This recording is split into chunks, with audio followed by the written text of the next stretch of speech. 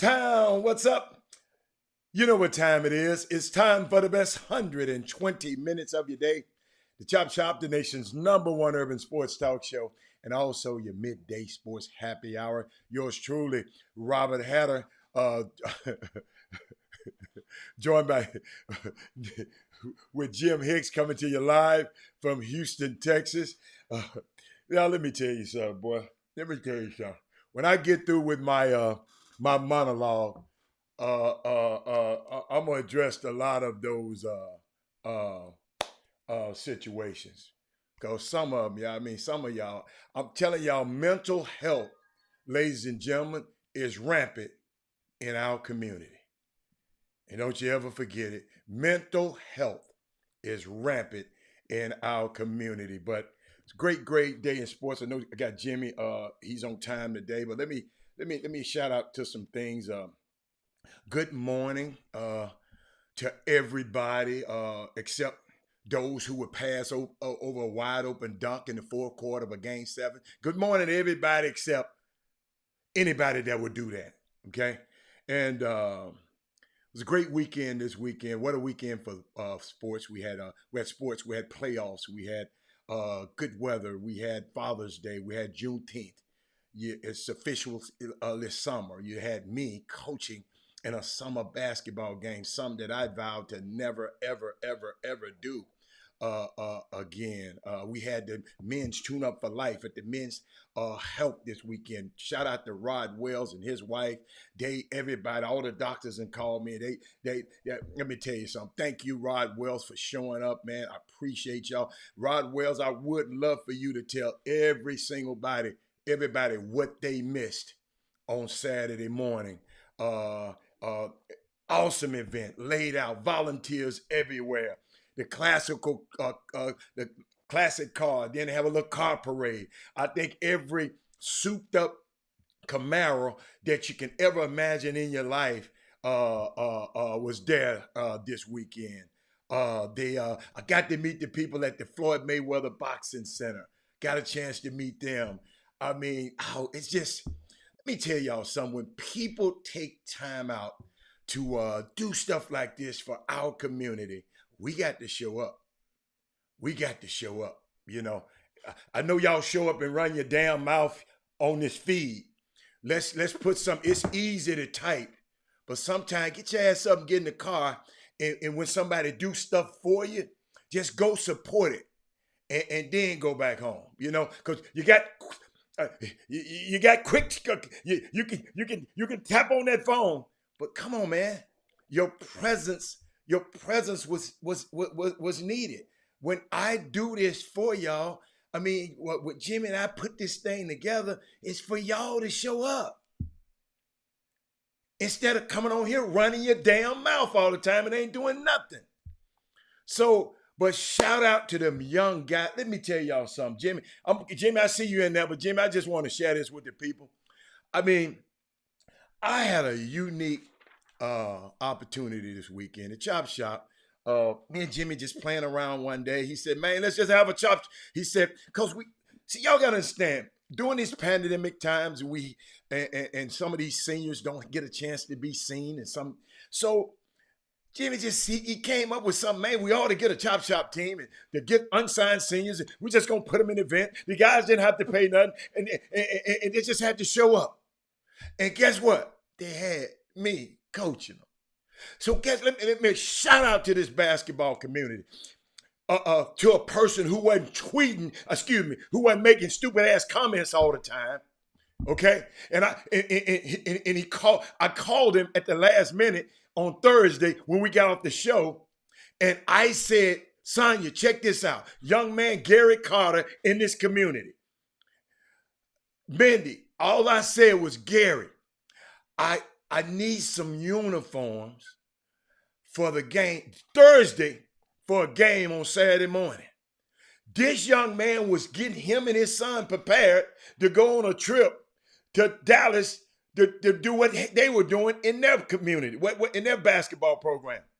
He stopped everything, got those jerseys, left town, told me where to go pick them up, and that's what happened.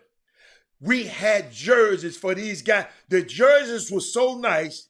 These young men, and I'm going to call their name out in a minute, they said, Mr. Hatter, can we keep these? I ain't never heard a jersey that felt like this. That's just how the Chop Shop do it. That's how we do it. But shout out. See, all this community ain't bad. You know, like everybody said, this community, all of this community is not bad, ladies and gentlemen. So let me shout out to these guys. Jalen Calvin, Bel Air, I think, because I don't know everybody at school. Dylan Mackey, Jimmy will be on shortly. He can help me with them. Will Young, Anthony Pelser, DJ Richards, Kevin Giles, Jake Stratton, and Wade Artenreith.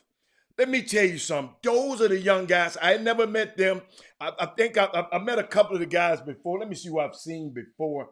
Matter of fact, I've never met but Will Young.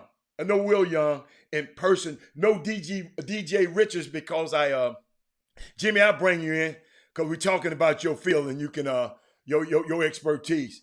But these young men came out to play, and all I told them, y'all, I said, look here, man, this is a time to put something else on film. I say, you've been 4 years of playing basketball. You don't have a scholarship yet. This is a time. You see them cameras up there? This is a time to put some on film. That's what we shared. That's what we talked about. Great group of young guys. And let me tell y'all something. You know how coaches are. You know when you meet certain guys. That little young cat named Anthony Pelser, I call his name first because he stole my heart.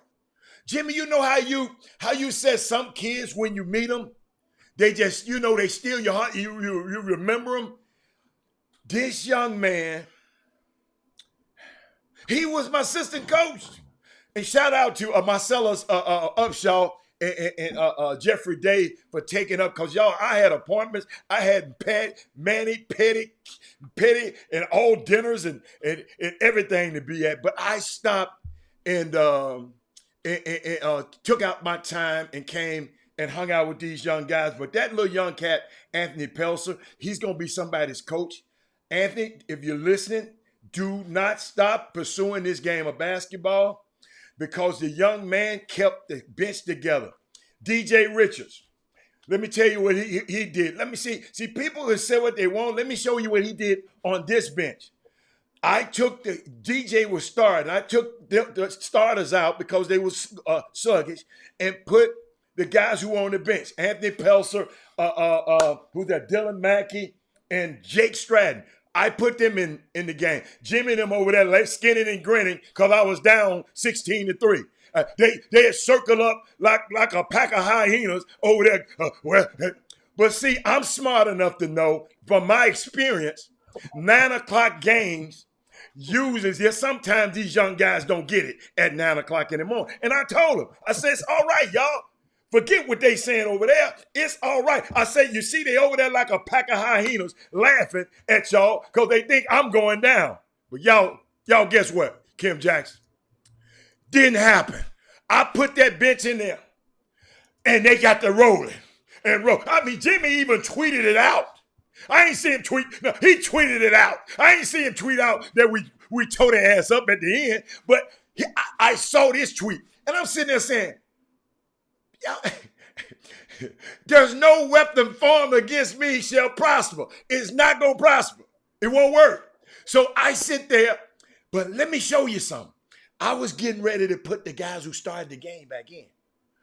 Guess what DJ Richards said? No, coach, they rolling, man. Let them roll. Okay, DJ, thank you, man. Those are the group of young men.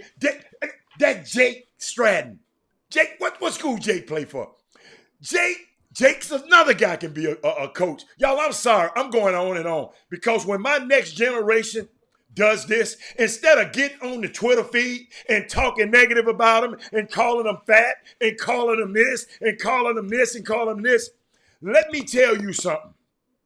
Shout out, I met Tori Raspberry and I met Eric Raspberry and I saw Kobe Raspberry this weekend too. Haven't met him during the pandemic, But let me tell y'all something, man. These young men, let me tell you something. I am going to follow each one of these young men for whatever they do in life. I wish I could have got to them sooner.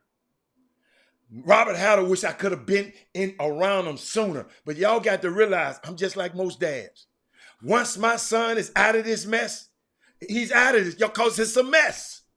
Summer basketball. Let me tell you something. Shout out to Doug Jones and all of you guys that be there. I know y'all getting paid and y'all, I couldn't do it. If y'all noticed, as soon as my games were over, I was in my car headed back out of there. I'm going to tell y'all, I see why after them parents go through the 9th and 10th and 11th and 12th grade, I see, Jimmy, why they said, man, I'm done with that. And I called my son on the way in, Herb Baker. Hey, Baker, I called him. He said, what you about to do? I said, I'm about to coach a team. He said, what? You told me you were going to never coach again. You told me. I mean, he out there. I'm walking in the gym. He hollering at me. I said, yes, Robert, but this for great, great sake. When I told him why I was doing it, he said, oh, okay. Go and look out for the young fellas.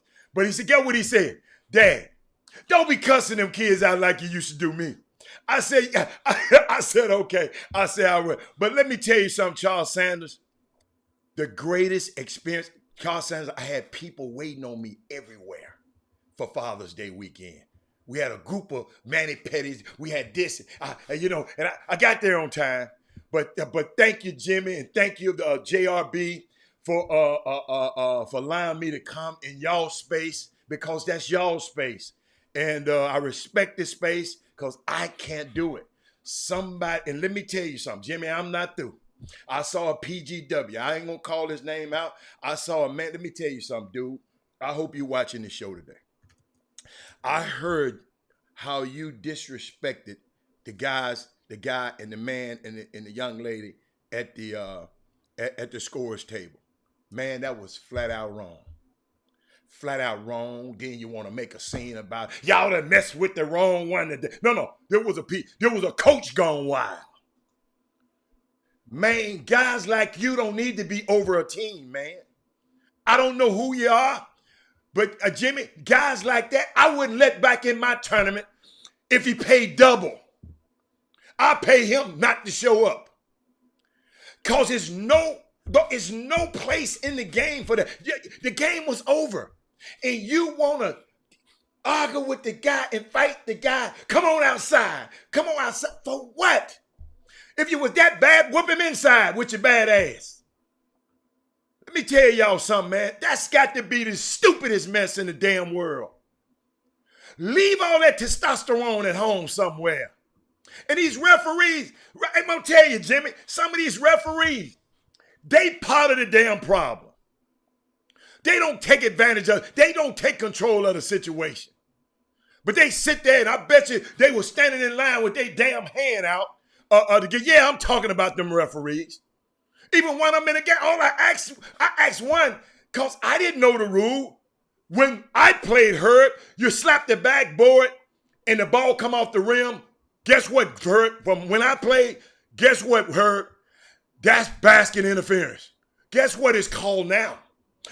As long as you're trying to block the shot, it's okay to slap the backboard. That was the ref told me. I just asked him. He looked at me crazy. I said, man, if you don't, but see, this whole summer basketball thing started with everybody who are in positions of power, the referees. Start with your ass. The vet operators, Jimmy, it start with y'all. I saw that. Let me tell y'all something. I am not in a hurry to go back into a game today. But meeting these 7 young men, Jalen, Calvin, Dylan Mackey, Will Young, Anthony Pelser, DJ Richards, Kevin Giles. Oh my God, I didn't talk about him from Canada. Oh my goodness, unbelievable. Jake Stratton and Will Artenrith. Let me tell you something. Meeting those young men, I enjoyed it. I loved it. It's unbelievable. But me, y'all can have them gyms. Them parents, them parents, I saw some. Then somebody sent me a video. Kendrick Perkins about to fight at a game. Hey man, y'all got to check your egos at the door. I'm sitting there. I mean, I'm sitting. I know it can get competitive. I heard the kids going back and forth. One of my kids got a tech, but it was unique how he got the tech. But I said, dude, you can't say that. He just told the ref, y'all reffing like y'all refereeing a middle school girls game. The referee gets mad. But guess what? He was telling the truth, but he can't tell that. I told him, you can't say that. But yeah, Jimmy, I mean, a great event. Y'all can have it. Parents, I see parents while you go, like a Keisha Stewart. I don't know if you have another son or something, but I know after y'all went through 9th through the 12th grade in this summer basketball, I see why y'all don't never want to come back. So I take my hat off to every summer coach, to everybody who's out there, except them ones who trying to start fights like that man I just mentioned. He don't need to be in this. Guys like that, his spirit wasn't right. If y'all know what I mean, his spirit wasn't right. And to be in there coaching in front of these kids, man, these kids seeing this, these kids watching y'all. That's why they so damn disrespectful, Brandon Nickerson. That's why these kids so damn these disrespectful ass. I told you, all you know is all you learn. And guess what? And if your parent are the people you look up to, if they don't know nothing and they teach you everything they know, guess what happens? But shout out to the guys who put on that event. Bless y'all heart, because y'all got me that time. Y'all won't see me again for a long time. I can't stand it. I mean, what if those guys got into it? I'm right there close by them guys. I'd have been, and something happened. I mean, it's just crazy to me. But we got to do better, y'all. We got to do better than getting on this feed and typing about how fat James Harden is and how fat this guy is, or how nappy KD head is. And let's talk about the nappy head and disrespectful kids in our community that we have a part in helping. Let's start there. Let's start there. I mean, for real, Jimmy. I had to go there today, but I got so much other good stuff. So much good stuff, y'all. 3 of the 4 remaining teams in the NBA playoffs have black head coaches. One of the teams have the black executive of the year. And then I looked at this, Jimmy. I put this. I had to show these people this. If KD wore a 15 instead of a 16, guess what? If them feet wasn't that, see them long ass feet? He wore a 16. If he wore a 15 instead of a 16, guess what? The Brooklyn Nets would have been still playing right now. That step on the line cost them a win. That's how I look at it. But what's up, everybody? How y'all doing? Oh, and thank you, Joe Baldwin. Joe Baldwin for he didn't even have a game. He came up there to support me in the chop shop and taped. He sent me a video and taped some. I'm gonna show it later. But thank you so much to Joe Baldwin. I'm just trying to thank everybody because I haven't been in that environment in a long time. I saw Brian Jolivet briefly. He passed by. Rick at least came over and I talked to him for a minute. But thank y'all, man. But Dale, it was this summer back. We just got to get better, man. And I know I keep saying it, but oh my goodness. But Jimmy, what's going on, man? What else you got? Cause I got more. I didn't know where you're gonna be on, so I was prepared to talk for an hour. So I didn't know whether you was gonna come on or not. So what you got going on? I hope you are not muted. What you got? Oh Lord. What's going on, guys? Last time I was on the chop shop last week before Sandra had to go back in the hospital. I think it was Monday.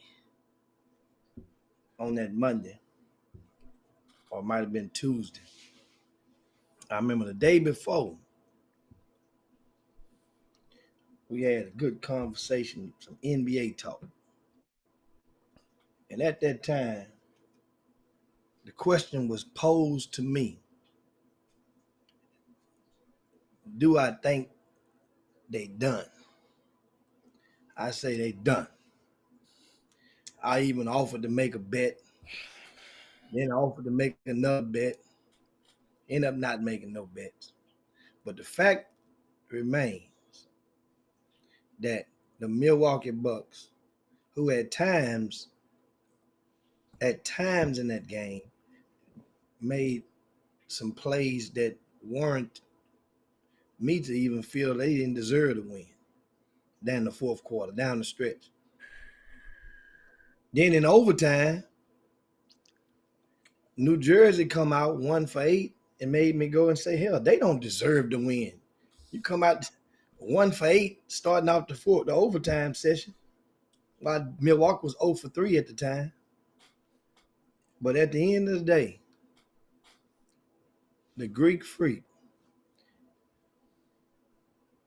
and crew find themselves in the Eastern Conference Finals, not just in the Eastern Conference Finals, but awaiting. At the time now, we find out it's Atlanta, and we talk about that in a minute. Milwaukee and Atlanta. I wonder how many Las Vegas tickets picked that Eastern Conference championship. And I'm sure somebody picked it because there's only so many combinations of 16 of when you're talking about 8 teams. But I wonder what that combination paid off before the playoffs started. How about a team? And, we'll talk about Atlanta in a second. But Milwaukee is not so much. I know many people make it what New Jersey or what Brooklyn did not do. But this Milwaukee team, Middleton came through when needed the most. Greek Freak, he played well. And I just was really, I was like, say, Milwaukee, that coach should have been fired if they would not have won that series. Why? Because of the fact, Why? One major decision was you came out after game 5. And in the press, and it was released that Greek Freak would defend Kevin Durant if needed. Expect to see that. We didn't see it in game 6, pretty much so. And in game 7, it was almost as if New Jersey dared them to let Greek Freak come and guard him one time or two. And even on the last possession, when you know it wasn't but that's Bud's fault. That's Bud's fault. That goes into it, absolutely. Okay. That goes into it until it's determined that somebody from higher or Greek Freak himself said, "Do not do that." Until you learn that, but that's what shit roll downhill. But it goes right now on the head coach's shoulders. But back to that it was out with 7 seconds left. That last possession. It wasn't much KD could do but get the ball, dribble it once or twice, take a shot. If he drove to the rim, the worst case scenario would have been what? He tied the game up, you're going to overtime again. So that would have been the prime opportunity for if any coach to put your player, even though it's a snippet of an opportunity to say, you know what? I'm going to hush all this stuff up. I'm going to get, you want a Greek Freak? Greek, get him, sick him, Butch. And that was the thing about, it was like, man. They lost. I'm good. James will be back in town. So that wasn't the plan in this thing. Understand? But Jimmy, it never was a plan. It got hurt. See, no. Never was a plan. Game 7, you at home. No, you're at home in this James, I don't. It just killed me when people like you sit up here and just go on and on and on and on and expect, like you said, He played with Dwight Howard. Dwight Howard didn't come here and play like an all-star. He played with Chris Paul, but Chris Paul came here, he was hurt. He played with Westbrook. Westbrook. If Jimmy, you can have all the great intentions in the world. If every team, yes, they got a big three, but 33% of that big three never played in these last few games. No. Let me give the people. Let me just give people an overview, because some of y'all know it all anyway. No matter what Kevin Durant does, no matter what James Harden was, y'all had. Hold up, y'all. But they waited. Hold up. Didn't nobody call me with no can of whip her. Didn't nobody text me with no whip ass. They waited till the second the overtime, the last second to call. Like somebody said, if my nephew, all I'm saying is, and I'll say this, boy, I wish, not if, I wish KD were 15 instead of a 16, we'd be having a different conversation. But let me explain something to people who don't know. Because some of y'all, I'm not trying to prove it to y'all, but some people need to have this stuff put in context. You know what I was like, Jimmy and all of them. Y'all all right. Y'all go. But ladies and gentlemen who don't know, who always talking about this stuff, they got all the talent, this the big three. Let me put this in context. The team has never been together even from the beginning of the season. This team was.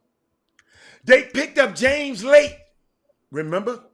They played only 7 games in the regular seasons. Come on, y'all, seriously. 7 games, but y'all saying, well, they supposed to win because they got KD and one-legged Harden, who most of y'all would have quit.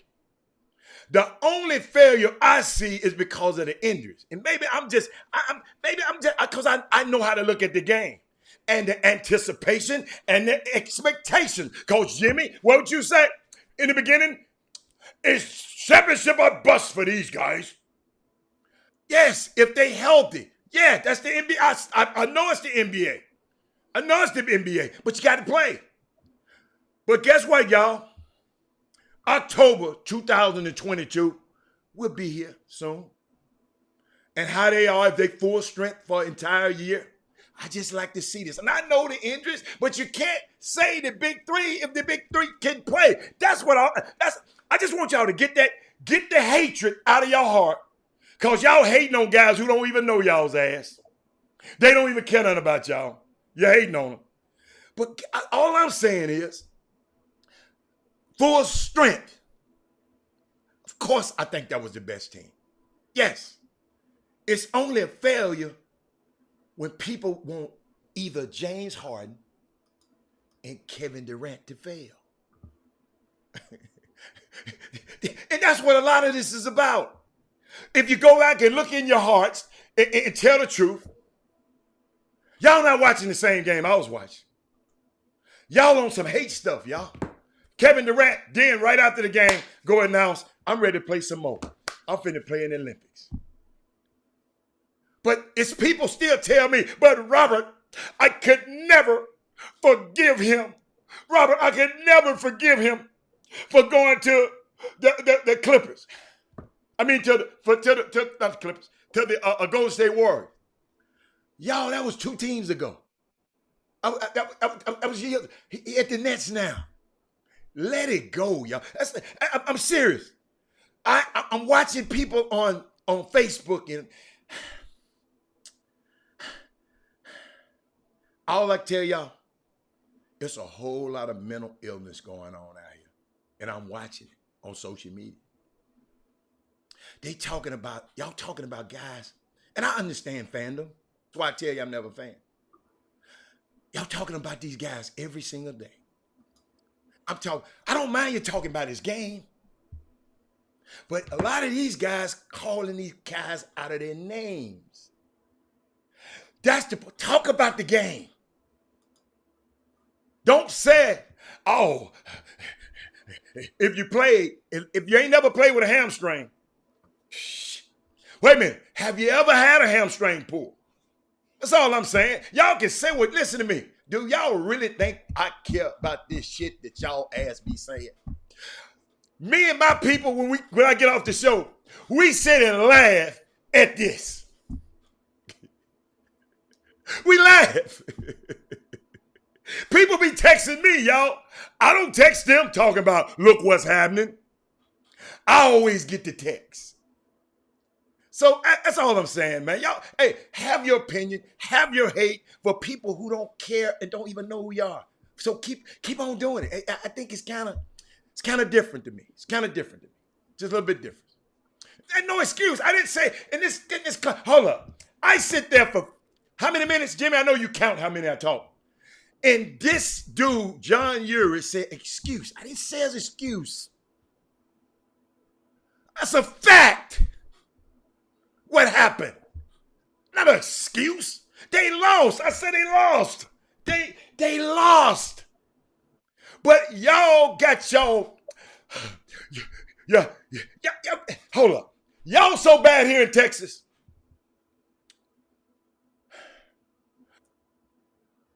LeBron is hated in a lot of countries, a lot of states around. In Texas, on Twitter, James Harden is the most hated player in Texas. Worse than LeBron, worse than Tom Brady. So I understand y'all. I laugh at y'all. Y'all think it hurt me? I promise you, it don't affect me. But it ain't gonna affect me. They not the hater or the person that's not fond of. You use James Harden as an example. Mm-hmm. The idea isn't for it to hurt or affect you. The idea of it is when the person suffers a defeat in the competitive sport of the game, then they feel a feeling of extreme exuberance. Okay. So it makes the person feel great. Better. Okay. All right. That's what. So it's not. Okay. That's don't the feel psychology. Better. Go feel better. Absolutely. Yeah. I understand something. Absolutely. It's just as if your team. Yeah. As if your team won. If your team, it's like being team. Some people are. These people ain't got no team. They just against this team. No. It's like in LA. It's 2 years ago. Some people were team LeBron when he got there, or the year after he got there, or when he got there 3 years ago. And some people, when Kawhi came, became team Kawhi. It was a Clippers versus Lakers. It was almost like a Bloods and the Crip thing, but in a mental respect, not on the streets, but in the aspect of you rooting for your team. Clipper people already. So you're talking about fans, Jimmy. You're talking about fans, right? Absolutely. I'm gonna show you something, Jimmy. So that means as I'm rooting for one thing, you're rooting for your own. Okay. But then if your own gets derailed, then you rooting against the other people. Yeah. The opposition. Because Jimmy, misery loves company. You didn't hear me. I said it's okay to talk about basketball. It's the stuff that they say about these guys personally. But let me show you something. This is what I love. I love this. Is what kills me with fans. And I'm glad you said, Jimmy.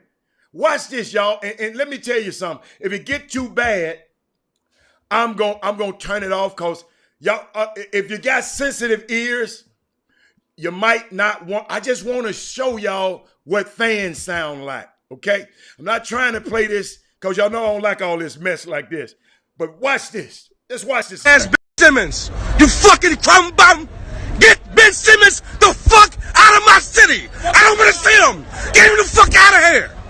You fucking bum! 5 points? I couldn't play no more because it got worse. That's all I can play. And I want to know, I mean, this Philly, this thing, I told y'all I've been to games up in Philly. This how some of y'all sound. Hold on. Let me go a little bit. Jimmy, I'm going to play it a little bit more. That's Ben Simmons. You fucking get him the fuck out of here. You fucking bum. 5 points? Kevin Huerter outscored you? Who the fuck is Kevin Huerter? Yo, man, listen. If Ben Simmons on his team next year, it's going to be a fucking problem. Fuck this motherfucker. Fuck this motherfucker, Ben Simmons. Fuck Ben Simmons. See, if y'all are trying to tell y'all, I'm a guy who's never wore a jersey. I never wore a man's name on my back.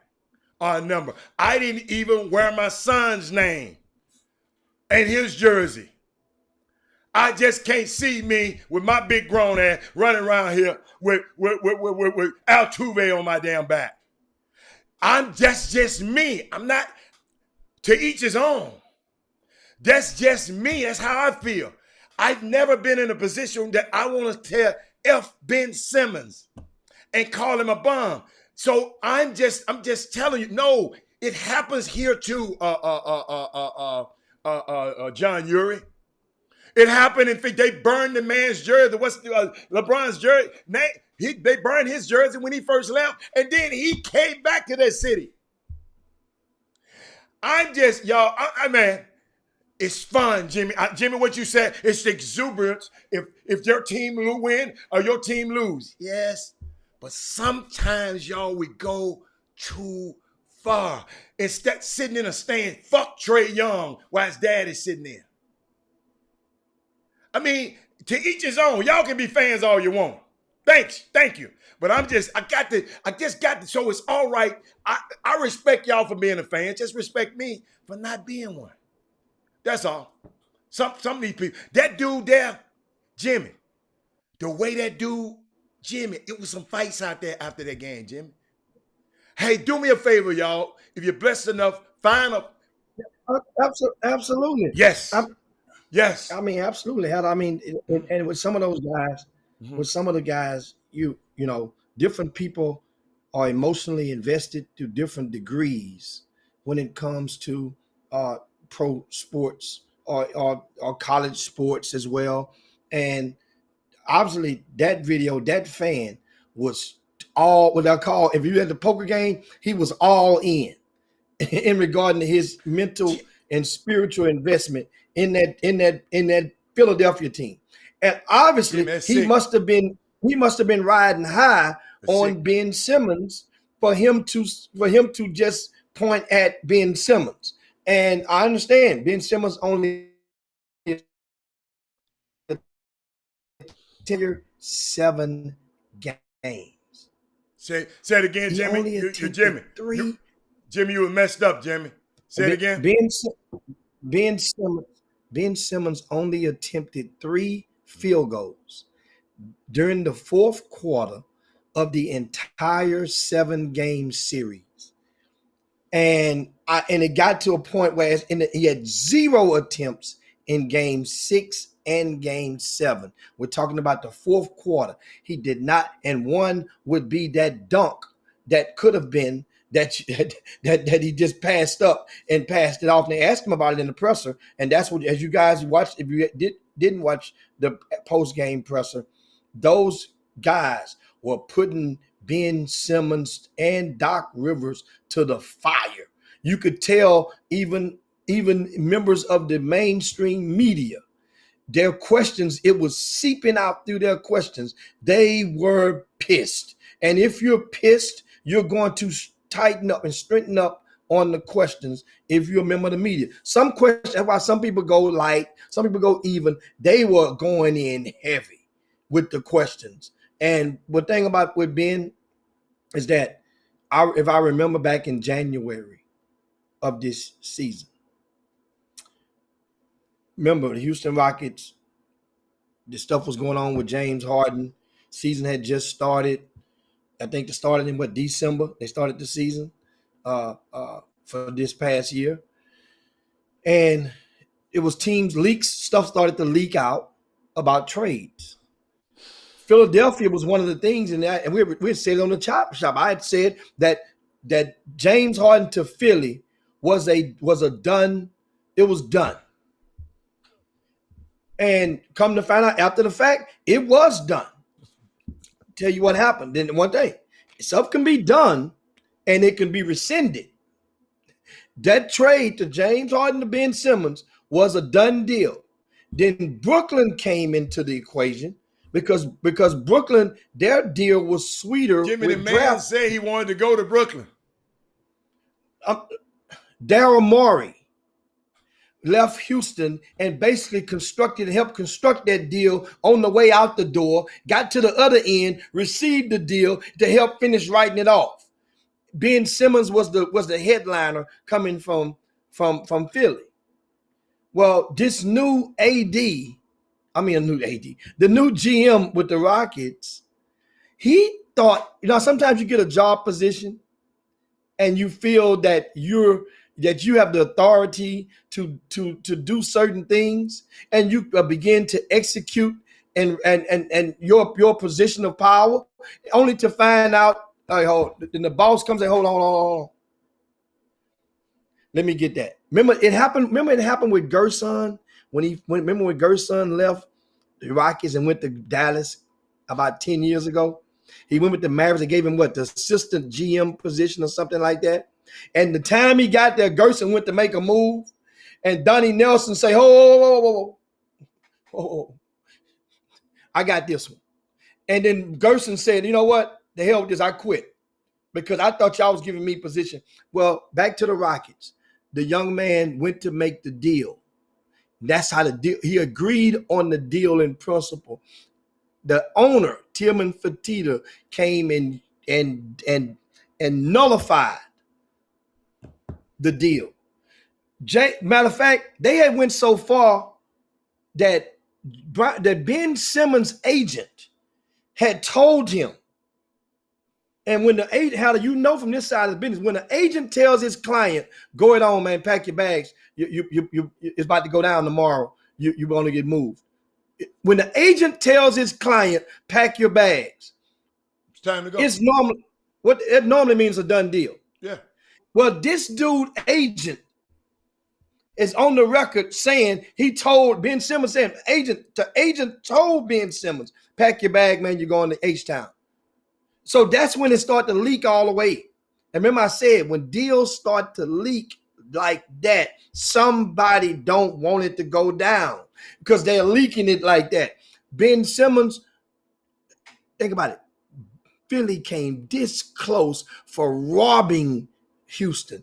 Your Rockets would have had this dude in the offense. Markelle Fultz Part 2. That's what Ben Simmons is right now. Right now. And I was just thinking about it. How to think about this. He goes from a no-brainer all-star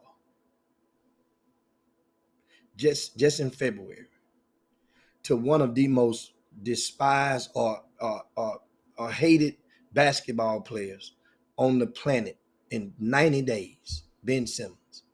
It ain't just Philly. It's a lot of people who didn't really respect it in the first place because they were saying he didn't. Tell them thing about Ben Simmons. He didn't. It's like Greek Freak. They didn't just start missing free throws. Some of you guys just started paying attention. They've been missing free throws for a long time. Long time.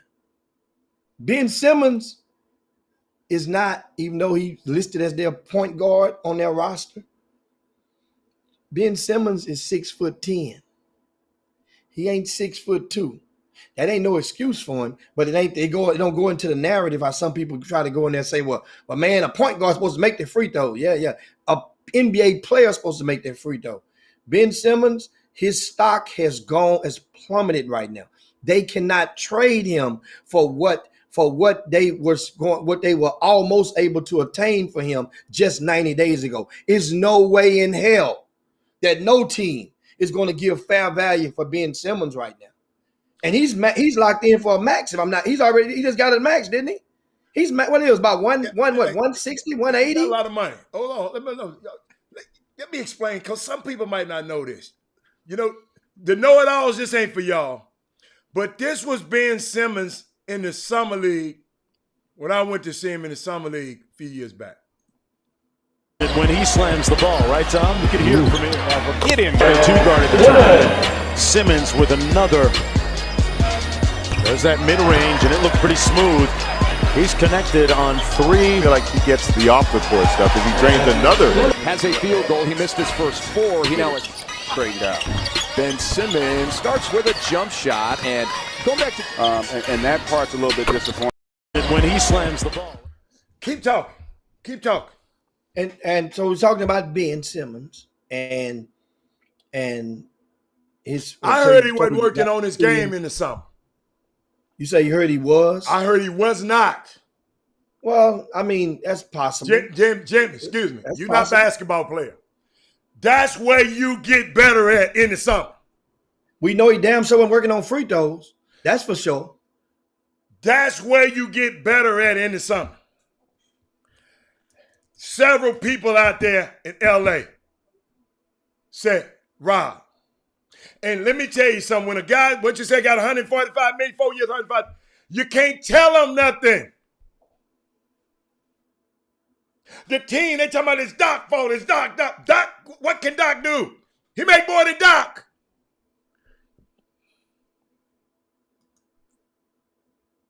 This guy is 6'10" and can jump out the gym, Walter Yates, and was up under the rim and passed the ball to Matisse Thybulle.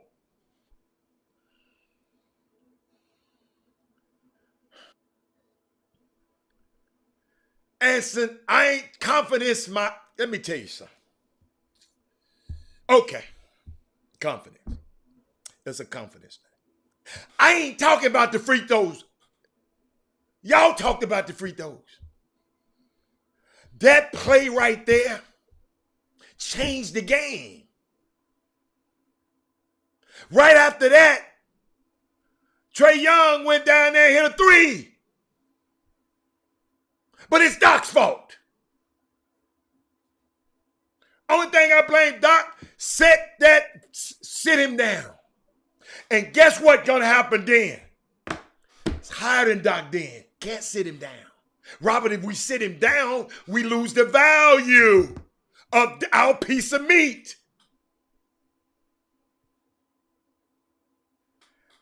Y'all, let me tell you something.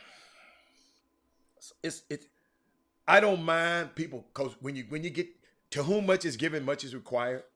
Yeah, Doc, you got to give him, because you're going to give him the credit if he won. So you got to give him the blame if he lose. But those two plays had nothing to do with Doc. Those two plays are winning plays. You know, I'm just, y'all got to look. Y'all bragging and talking about Kevin Durant and James and them that lost. But it's a couple of play here. That game went this way. That's why I can't believe y'all got your chest stuck out. But that's why I say it's just hatred for those players. Nobody said a guy with a hamstring. I ain't never heard no Paul Miranda type people on here say anything. Because he probably never had a hamstring pull before. Playing 40 minutes in a game. Fucking almost unheard of.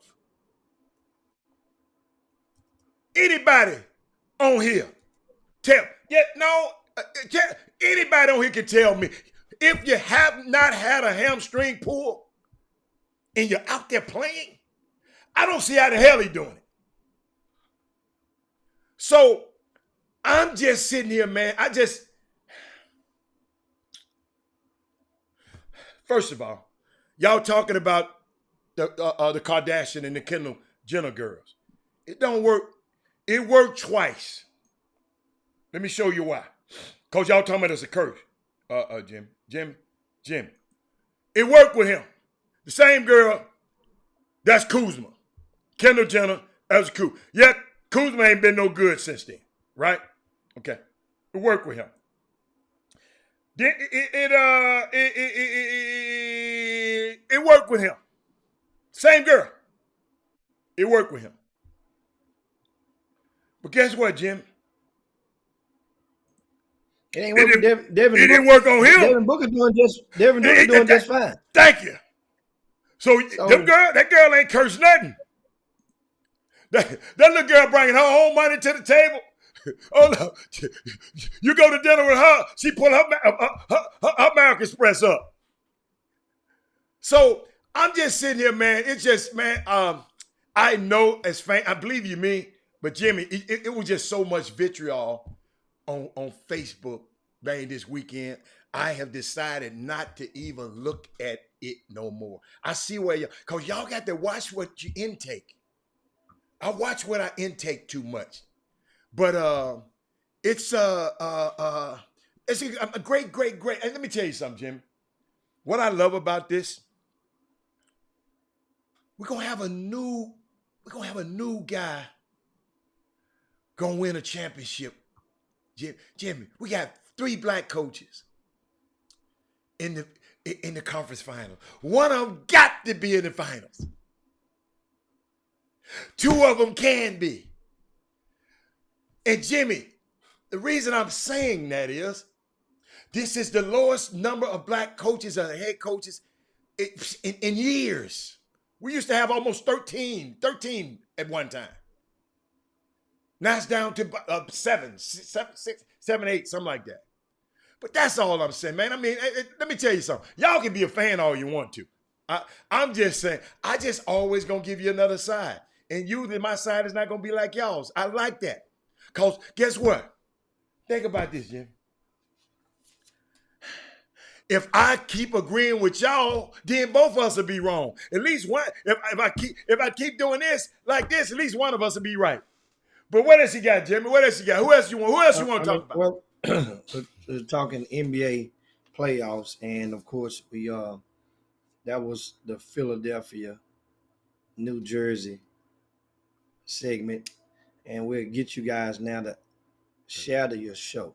Yeah, share to the show. your timelines, to your friends, to your groups. Let's all take the time out right now and send a mass share out. Give us thumbs up, and you can even share it if you're on the YouTube.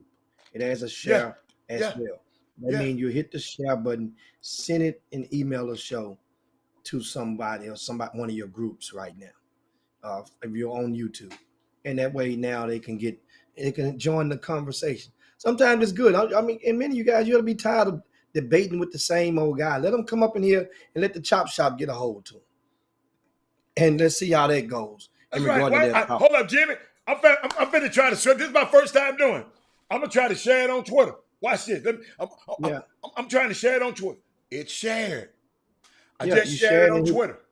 And hit your email, then send it to one of your groups. CC it or BCC it to one of your groups. I ain't got no group. And I stay out the group. So now, in other basketball news, I mean, last night,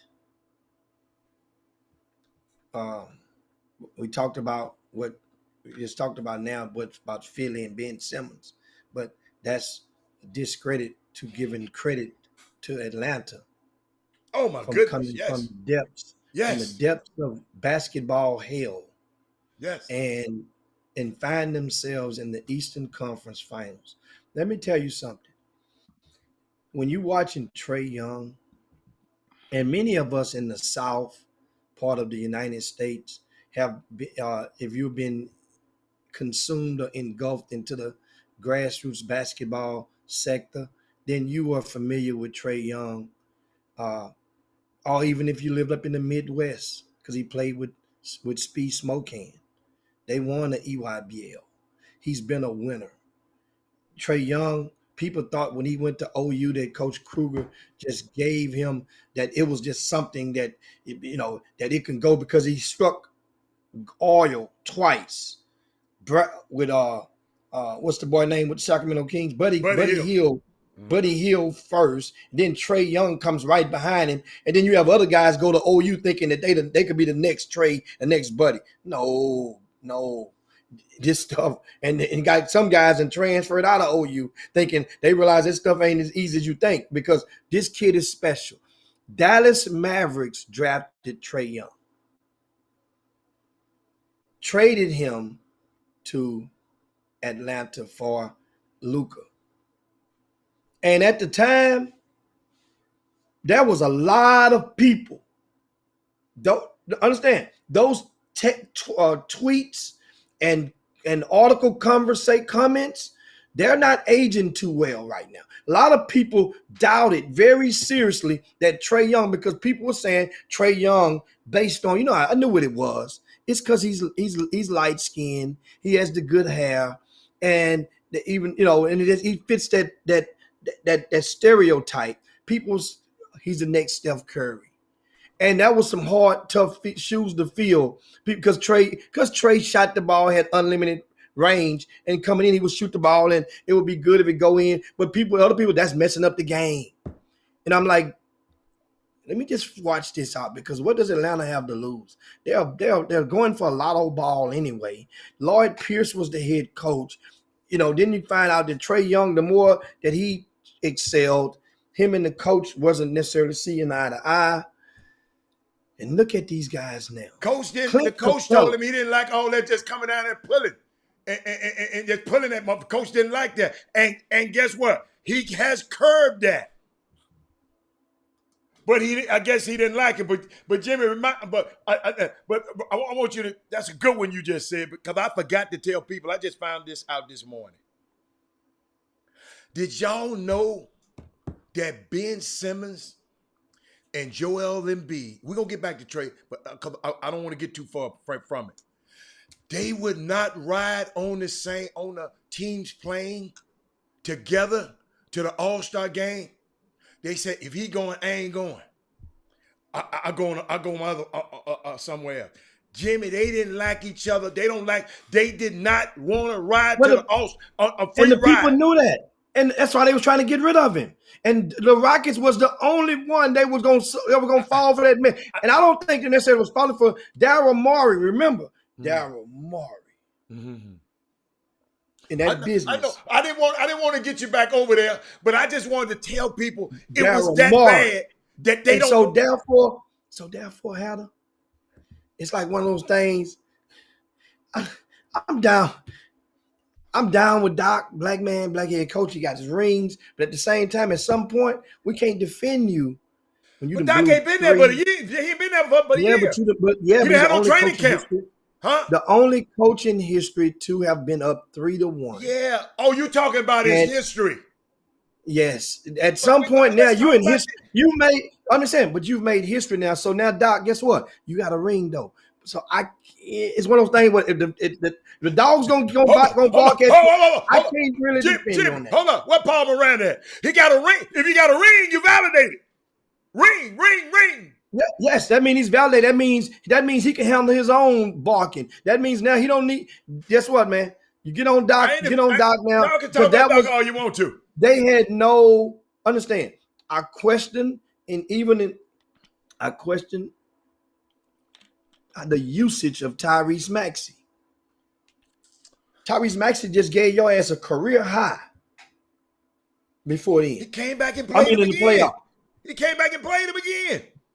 Yeah, I say the usage. What, meaning, too much? I ain't saying he didn't play. Well, no. I don't. Not enough. But then the way you use him now was not understand. And Doc, when it came down, sometimes you had a lot of coaches are very stubborn to a fault. A lot of head coaches, no matter what level they're at, they're going to believe what they're subscribed with their beliefs to their beliefs, and they're not going to change. What did he do? Tell me what he do. He should have took who out? To take Ben Simmons out? Because that's where he's coming in from. Yes. Jimmy. Yes. That was bigger than Doc. And you understand it. If that's when you finna blame Doc, that's bigger than Doc. No, still, understand something. Everybody, no matter what your job is, at some point in time, in the art of advancement, we all have taken a gamble on ourselves. No matter what the boss has said, quarterbacks do it in the NFL all the time. Coach call a play in, another coach. Vincent Young, that play when he went around the end, when UT whooped USC ass. Homeboy. Mac Brown didn't call Doc for had a Vincent win Young record last year, was in the playoffs, second round, and got fired. Your ass can get fired, a player. So you want to get fired. Okay. All right. Go do it your way. You better be glad you got that's corporate America. Jimmy, that's corporate America. We think it's entertainment. That's corporate America up there. And y'all can talk about Doc. Don't care about y'all talking about him. Get what? He headed to the golf course right now. Once again, talking about Doc But Rivers. you just said you want to talk about it. It's not. Oh no! See, that's the whole thing. So it makes you feel good to talk about Doc. You damn right. That's what it does. It's not to make them feel bad. They don't hear us talking about them. It makes you feel better. You get that out of you. Because if you don't get it out of you, let me tell you what happens. I don't think if you like don't that. Get it, it's like, understand something. Psychologically, if you don't get it out of you, then it channels somewhere else, possibly. That means when you get home. That's your damn problem. Dude, what do you mean? That's your problem. People vent all the time. Hold on. You let what Doc Rivers do? Hold on. So you're talking about Doc Rivers. I'm talking about the whole scope of things. I'm talking about period. You're talking about Doc Rivers. We're not talking about just Doc. I'm talking about period. Fans, period. So y'all let this affect. It consumes people to different degrees. Wow. Absolutely. That's something that you don't understand. I understand. I don't understand. Some people would get consumed to the fact that they would go. Think about it like this. You remember about 2 decades ago when the Olympics, there was a soccer player who missed the wide open, the goal in the soccer, the kickoff that could have won it for Colombia. He missed it. And you know what happened when he got home? His head was cut off. He was beheaded. I just told you how ignorant that's. Jimmy, you making my point. That means to some people, it can go to the extreme of death. You making my point. I think it's the sickest thing in the world. Let somebody else's life, your life being consumed by what somebody else's do. Hella. I'm saying something. That's each his own. But then that's what? Fans ain't going nowhere. Sick. Ain't no each his own. That's sick. That business module that you're talking about, whether it be NFL, NBA, Major League Soccer, European Soccer League, no matter what, they depend on those fans to generate their revenue streams. So guess what? And so psychologically, you have to sell your brand and plant them and find a way to make them fall in love with your product. And as they fall in love with your product, then they feel vested. And I still think it's stupid for the consumer. Just because they want to sell me something don't mean I have to buy it. No, it's not. It's not just selling you something. You're making the consumer feel that they are part of you. That's why when the Dallas Cowboy fans, listen. It's deeper than just a consumer. I'm talking about when you're going directly into your base. That means that's why Dallas Cowboy fans, when the team plays on Sunday and they win, what does Dallas Cowboy fans say? Who won the game? What do they say? Who won? They don't say the Cowboys won. They say we won. That's the psychological effect. You're mentally invested. Some people invested 5%. Some people invested 95% of their heart into it. Some people have control of it. Some people don't have control of it. That's the thing about when you get into that degree of the fan base. Mental illness, and I'm saying it again. Mental illness. The heck? Oh my goodness. What's it going? That's why I said we didn't need to go there. Who else we was about to talk about? Trae Young. No. We was talking about the Atlanta Hawks and them advancing. Understand something. The kid Collins. His stock is going through the roof. They didn't want to pay him. They didn't want to pay him either. Didn't want his stock going through the roof. And and understand, he's balling. Clint Capella was, he was unhappy. He wanted to lead the Rockets, guys. It wasn't a thing when the Rockets say, Clint Capella did not want to be a part of the Houston Rockets anymore based on how he was being used. He wanted to get paid. They paid him $80 million. He's being used the same way down there, but keep going. And what I'm saying, at the Rockets, he felt that he was a little bit. He wanted to be used differently. So now he got up out of there. So Clint Capella is revitalized now. Ironically, he's in a system that merits yields an opportunity for him to be able to peak his potential, his talents with the Hawks in the same fashion. But I mentioned Collins. He had 16 rebounds last night. Did you realize Collins had 16 That dude rebounds? Know what he playing for. Y'all wouldn't sign. Y'all tried to offer me that little, okay, all right. Watch this offer sheet this offseason, what I go get and bring it back to you. And think about this. This is another testament to Atlanta. We know that Gallinari was injured. He's playing injured. Everybody knows that. You know, Trae Young had one of his worst games from the offensive 5 end for 23 in his entire career. But Herter come off the bench and scored every time he won. It seemed like Maryland was going against Duke. And one of them, what's that, the Big 12 and the Big 10 and the ACC showdown? I know he didn't come off the bench, though. Came out of nowhere. No one expected Herter to do this. But guess what? Nobody expected Green to do what he did in the other series. In the same series in the other game, in Brooklyn series. Nobody expected Green to do what he did. Green has been a dude before. Herter ain't never been a dude. But guess what? Last year was Tyler Hero. This year is Herter. And how that worked out for Tyler Hero? Tyler Hero last year for Miami. Okay. He was that guy last year. Yeah, but I'm talking about how that worked out this year. year. Where did Miami go? They went to the finals. Every year, the playoffs yield an opportunity for that one player to go and become that household name who really wasn't before. And right now, you think about it now. We had Leonard Hamilton on the Chop Shop last year. And Leonard Hamilton told us, he told you guys as well, Leonard Hamilton, the head coach at Florida State, about his kid, Man. He say, Man is going to be one of the best steals. He's going to be a star. And you see Man drop, 40 the other day? What did he drop yesterday? Well, I think it was like single digits yesterday, but he didn't have to. When called upon, he performed. Every NBA player has the capability and a requirement. At some point when you called upon, you got to perform and produce. So the teams that is winning have role players that's stepping up. That's always.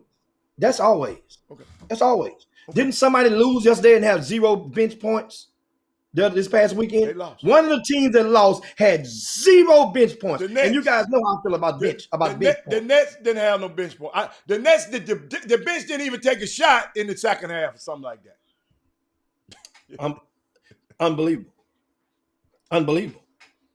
And so, and think about what I'm saying. They let Red Velvet beat them. About the Atlanta Hawks. The Atlanta Hawks, reasons as to why they are so impressive. We're talking about they made a trade for one of the former 6 men of the year, a perennial 6 man of the year candidate. Right? Got him in the lineup. He wanted to still be 6 man of the year. And Lou Will come over there. And Lou Will is coming off the bench. He's playing less minutes in Atlanta than he ever played with the Clippers or the Rockets. So that's on Lou Will, man. No, I'm just letting you know that even with a veteran such as a Lou Will, this team is still finding ways to prevail.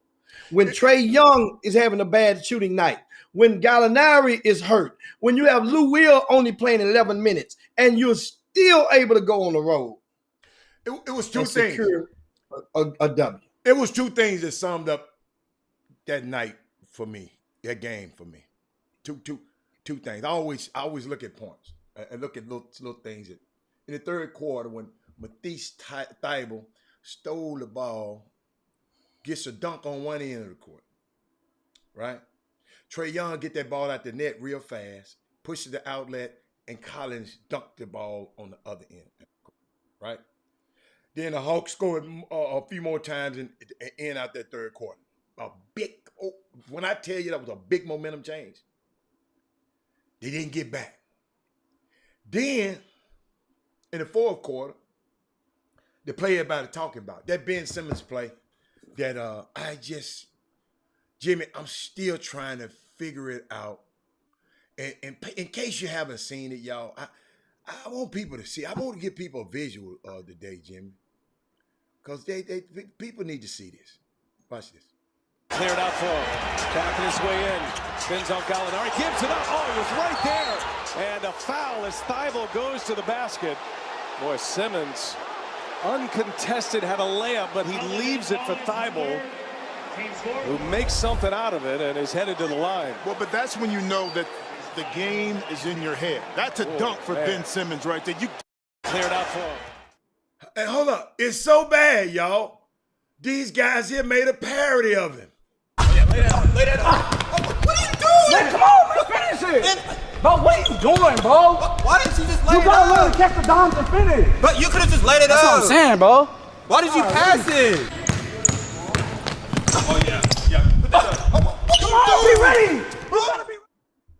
Jim. Yeah. I'm sorry, y'all. I mean, I know we're talking about Atlanta. It just watching these games yesterday. Let me tell you something, man. Coaching them games yesterday, this weekend. Like I said, I'm gonna say it again because I know we got to talk some high school stuff here shortly, Jimmy. Because Jimmy, you high school coaches, you summer coaches, boy, I take my hat off to y'all again. I'm watching a whole lot of bad basketball this weekend, coaches. And I'm just trying to find out, how can you make all district? And you can't even, you limit it. Are the districts that bad? It's just unique. I mean, it's just, Jimmy, I mean, and I'm watching this guy, Ben Simmons. We brag about it. David Patrick, that's my friend's dude. That's my friend's dude. This guy can't make a free throw. I mean, it's just, I'm just telling you, man, this bad. But guess what? What I do love about the pro game, y'all, I have not missed LeBron. This stuff, I've been watching these games third, because I'm thinking, what's going to happen when LeBron leaves? Because I have to think like that. But let me tell y'all something. This league gonna be all right when these guys leave. And I know some people gonna be sad. But Jimmy, Nate McMillan, we ain't said enough about him. Because Jimmy, these guys were 14 and 20 at the All-Star break. I just want to know, what did he do that Lois Pierce? You mean Lois Pierce had this same talent? Had this same talent. That's the unique dynamic in the NBA. Y'all hear me on this one. Lois Pierce had the same exact talent. And the guy that was on his bench moved over 12 inches. Nate McMillan. And now he got these guys on the precipice of winning Eastern Conference Final. I mean, sometimes we just got to look like that. It's got me. Jimmy, I'm telling you, why Pierce couldn't get it done? It's unbelievable to me. Some players perform better when they have a better leader. Thank you, Ivan Pitt. Yeah, that's who's to say Nate a better leader? Well, no, it's just a person that can motivate. Part of coaching when it comes to game day is motivating you. And that's why you see in football, you see a lot of those locker room rah-rah speeches before they come out the tunnel. Part of that coaching is on game day is motivation, right? And preparing them for battle. Certain people, and now practice leading up into game day is a preparation process. And if players that are in positions of power, if their plug is not inserted into the wall, if they disconnect from what the coach is selling, then that is a kiss of death. That becomes a problem just waiting to happen. It's inevitable. Jimmy, I keep saying, Nate's a player's coach. Nate has been around longer than Nate just got fired. What the hell? He just got fired, Brian Simmons, from Indiana. Evidently he wasn't doing it there. So what happened there? So when y'all say these comments like this, you know I'm gonna challenge. But guess what? What I've learned about this game, this pro game in these 30 years, what you say? He's a leader of man. There's really a such thing as a leader of a man. So ain't gonna be but one champion this year, Chuck McGowan. One. So you mean the other 29 are not leader of men? Ain't gonna be but one champion. One coach gonna win the championship. Everybody else gonna be a loser. So he's the only one that's a leader of men. I'm just trying to show y'all how hard it is to win in this NBA when y'all keep throwing all these innuendos out there. Well, he's a better players coach. But Nate just got fired. But remember, Hatter, Nate didn't get fired for the conventional reason that most people get fired for. Nate got fired for getting swept 2 years in a row in the postseason. That's conventional? No, Pacers didn't lose, but 20. They lost less than 30 games to the year that he got fired last year. Jimmy. I don't care. I'm saying, but not for that same. Understand something? They had a winning mentality. They just got swept in the postseason in a bubble year. You have a winning. Hold up. When in the hell you have a winning mentality and you get swept? In a bubble year, there's no fans, Hatter, last year. The man got swept. Indiana, that atmosphere inside of that building, that atmosphere is electric. So he got fired getting swept in a bubble year, but he got swept 2 years in a row. So that's Brian Simmons. Brian, you said ask. So what happened to Nate? And I'm gonna say it again. Because that answer Jimmy just gave me wasn't good enough for me. Y'all know you got to go deeper for me. Brian Simmons, why did he get fired up there then? Hold up. The Atlanta group is a better group of players. As a coach, it was up to the guys who you click with. Okay. So Lloyd Pierce, if he goes somewhere else and then it works for him, then he's a leader of men. Y'all got to hear me, and I just don't think y'all listen. At the end of this year, it's not going to be but one winner. The rest of the coaches are going to be losers. So what are we going to say about the rest of those coaches? They're not leaders of men? Yeah, that's not true, because right now there are some teams like Phoenix, and I said it before, they're playing with house money. Phoenix can lose. Phoenix won game one. They can lose 4 straight and go out 4-1 to the Clippers, and it would be an extremely successful season for Monty Williams and that program. Right now, they're playing with house money. Now, can't say the same for the Milwaukee Bucks, because they were one of the grandeur divisions of grandeur going into this season for Milwaukee was to get to the championship. So they didn't knew the Brooklyn Nets just happened to be their opponent, most recent opponent. Milwaukee Bucks is a heavy favorite against Atlanta. Brian, I don't think you listened to me. Brian. So players recognize authenticity. So why didn't the Indiana guys recognize this same authenticity? Nate was a good coach up there. I'm finna repeat. Nate was a great coach up there. But guess what? Management got out of favor with him and fired him. Because Jimmy said because of a sweep. But this same guy I didn't say a tweet. A sweep. Oh, sweep. Yeah, no. 2 sweeps. How many sweeps? Sweep. Like creep, like Luther Vandross. But he comes to Atlanta, was the assistant coach for another guy.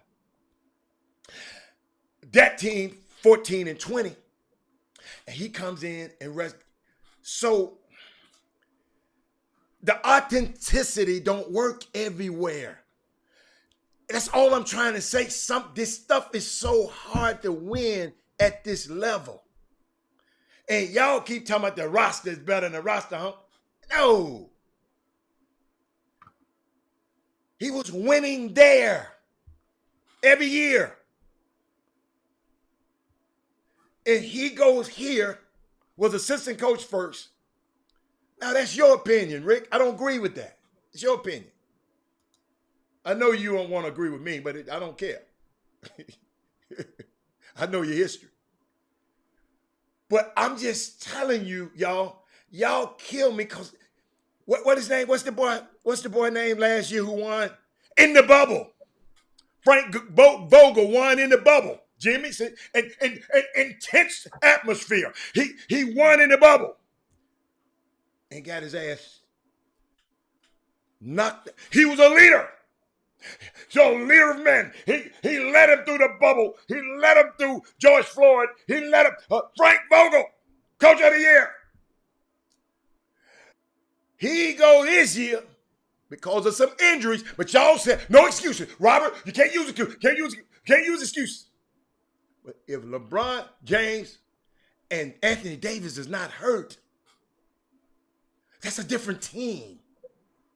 Would you agree to, could you agree to say that, people? And I'm sitting here, Frank Vogel got lost in the first round. Now what? He's not authentic. He's not a leader of men. Y'all, I keep trying to explain y'all. It's one winner every single year. You got to have breaks. You got to be lucky. When you talking these people, when you talk in these circles, you got to be lucky. Watch Monty Williams. Monty Williams know the breaks were there for him. Everything went well for him. When you talk to these coaches, they know what it takes. When you talk on the people that, see, and y'all, I got a different perspective because I talk to people on the other side. So all I'm just trying to take y'all behind the curtain. That's all. We saying Nate McMillan is the best thing since sliced bread. I didn't see nobody talk about him when he got fired. I didn't hear nobody talk about him and he's fired. But how that's because you get opportunities for redemption, and you get sometimes most people get fired. Most people when they get fired, sometimes you learn to not make the same mistake the same way. And that's part of a learning, they call a learning curve.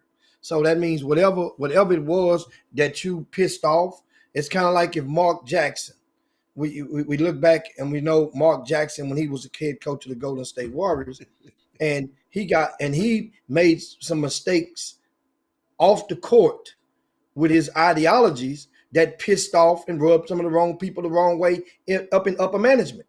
And I'm quite sure that going through those interviews that Mark Jackson probably knows that's been one of the things because he's been blackballed. But if he was to ever get another opportunity in the NBA, doing what he did in Golden State, I mean, in case you guys didn't know, he infused some of his beliefs about same-sex stuff and basically shared his thoughts on it. And one of the upper management persons was Mark gay. Jackson ever won a championship? No. Not as a head coach, but then here's a deal. Okay. Here's the deal, though. So he's a leader of men. That Mark Jackson had guided went 2 years later and won a title. Yeah. And went on to win multiple titles. So hold on. So that was Lawrence Pierce's team. So and Nate is taking his team to the title. So, but we trying to say, see, if they win, does Lloyd Pierce get a ring? I don't know. I think they have to vote on it. They would take a vote on it. That's how they normally do with those teams with guys. So if players, it's different situation. Thank you, Paul Miranda. Oh, Paul Miranda. Thank you, sir. Situations are different. Players fit, personnel, coaching back. That's why it kills me when we talk about how coaches can't coach. But this coach, this same coach who got fired over here, got swept twice. Now he over here winning. But hold on, I heard some people say he couldn't coach. Well, all I gotta do is put right now at the end of it. Right now. They didn't put right now on the end of it. Right now. That's all I'm saying. Guess what? Guess what? Coach K will go. Coach Mike Krzyzewski will go down as one of the greatest basketball coaches of all time. Yeah. There are moments that we've seen in recent years that he's made when Duke was playing basketball that you question his. Every coach is going to, for the naked eye, is going to put themselves in a situation that's going to attract criticism. That's part of the game. That's part of the play.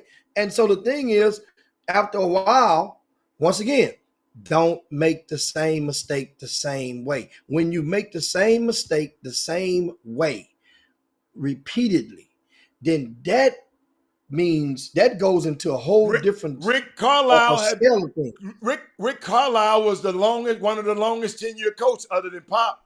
They make mistakes sometimes continually.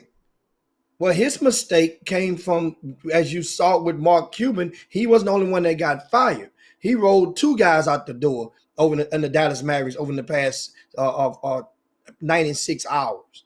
And one of the reason is it's said to believe by multiple sources that's saying that, claiming that the leaks from the upper management, Mark Cuban had got fed up of leaks being put out there, and he just closed. And so you find your leak, you find your mole, and you extinguish it.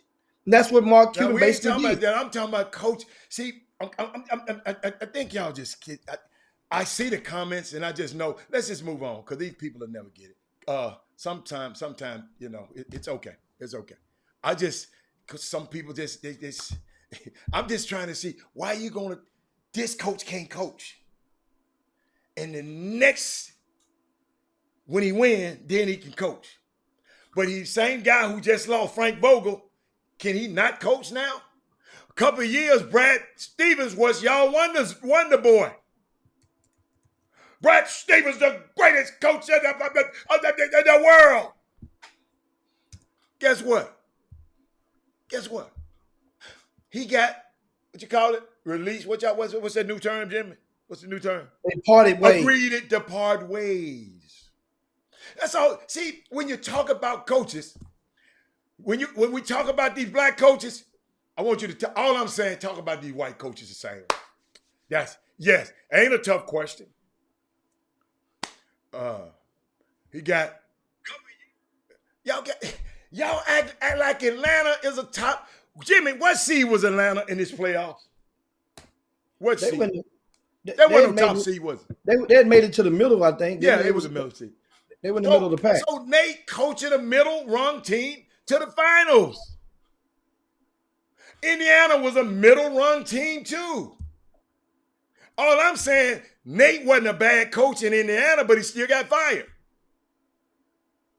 And y'all can't hear that because something else in your mind, so you can't hear what I'm saying. But Jimmy, what else you got? What else we got is go into the mailbox and pull.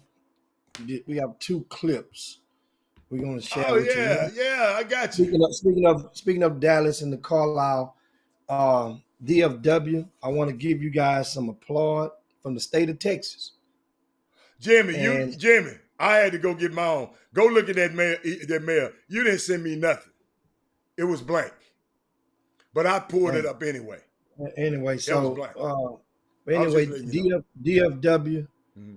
they have a young lady that has captivated a lot of stuff, going on this past weekend. You got, NBA playoffs and a lot of people, Father's Day weekend. So a lot of people, was doing their own thing. But meanwhile, the U.S. Olympic trials was taking place. And, the 100-meter women and men is mostly your anchor of track and field. That's the sexiest. That's the signature race. Yeah. So young ladies from out of Dallas, denotes that you're the fastest human on the planet. That's the measuring stick. That's what it denotes. If you win in the Olympics, you're the fastest human. You're supposed to be the fastest human on the planet. So right now we got the young lady from out of DFW. Her name is Sha'Carri Richardson. What school did she go to? I'm not sure of her high school. Quite sure that's all right. I got her. I know she went to LSU. I know, and she was a star at LSU. Mm-hmm. She's only 5'1". So that means she's a little old bitty thing. You know what I'm saying? Compared to women. Mm-hmm. And because most women track stars around that, a little bit taller and stronger. And she came out there and think about it. She has the FloJo nails. Remember FloJo back in the day? Florence Griffin Joyner. And FloJo, she has this little girl, Sha'Carri, has nails like that long. And she dyed her hair this weekend. It happens to be orange. So her hair dyed and she come out. That means now, I tell people all the time, even in basketball, if you want to catch somebody's attention, go out there with Mitch Mac shoes on. You know these kids, they do it all the time. Go out there with a crazy hairstyle. You're gonna get somebody's attention. Go out there with some neon socks on, Mitch Mac shoes. You're gonna catch somebody's attention. Now I'm gonna tell you something. Once the game starts, it's up to you to keep their attention. So she has everybody's attention, and we're gonna show you a clip from Sha'Carri. Let me tell you something. This young lady has grabbed the hearts of many. She lost her biological mother this month, yet still was focused enough to go to the U.S. Olympic trials and take care of business. She ran a 10.6 in the semifinals. They say this young lady could crack 10.5 at the Olympics. Let them see what she's working with, Al.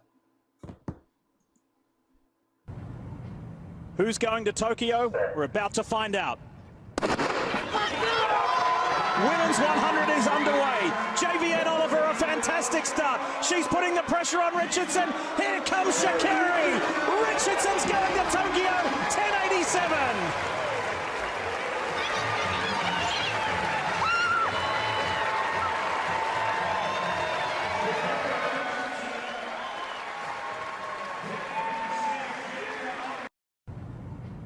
Who's going to Tokyo? We're about to find out. Women's 100 is underway. Javianne Oliver, a fantastic start. She's putting the pressure on Richardson. Here comes Sha'Carri. Richardson's going to Tokyo, 10.87. But what do you want the world to know about what you just did in the semifinal run? I just want the world to know that I'm that girl that every time I step on the track, I'm going to try to do what it is that me, my coach, my support team believe I can do, and the talent that God blessed me to have to do every time I step on the track. I'm never going to take an opportunity to perform for Jay in vain. But what do you want? Unbelievable. The fact that I am an Olympian, no matter what is said or anything, I am an Olympian. A dream since I've been young. I'm pretty sure everybody's dream as a track athlete. So being happy is an understatement.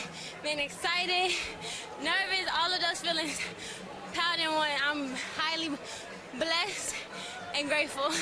We'll talk about the race in a moment, but just the rush to get up the steps to see your family, your grandmother, your dad, your mom, everybody. What is that? What did that mean? Because my family has kept me grounded. This year has been crazy for me. Going from just last week, losing my biological mother, and I'm still here. What did you say? You lost your mother? Yeah. I'm still here. Last week, finding out my biological mother passed away, and still choosing to pursue my dreams, still coming out here, still making sure to make the family that I do still have on this earth proud, and the fact that nobody knows what I go through. Everybody has struggles, and I understand that, But y'all see me on this track, and y'all see the poker face I put on, but nobody but them and my coach know what I go through on a day-to-day basis, and I'm highly grateful for them. Without them, there would be no me. Without my grandmother, there would be no Sha'Carri Richardson. So my family is my everything. My everything is to the day I'm done. Sha'Carri, unbelievable. We offer our deepest condolences on your loss, as well as our congratulations on what you accomplished in the midst of all of that pressure. Thank you. You okay to say this? See you in Tokyo? Oh, see you in Tokyo! Okay. Wow, man! I got to get some tissue. I ain't got no tissue in my office, Jimmy. Oh my goodness. Oh my goodness. Let me tell y'all something. I've seen that 10 times. Every time I see it, you can tell there's been some struggles. Notice she said my biological mom, not my mom. Yeah, she found out. That means that let you know, or lead you to conclude. Yeah.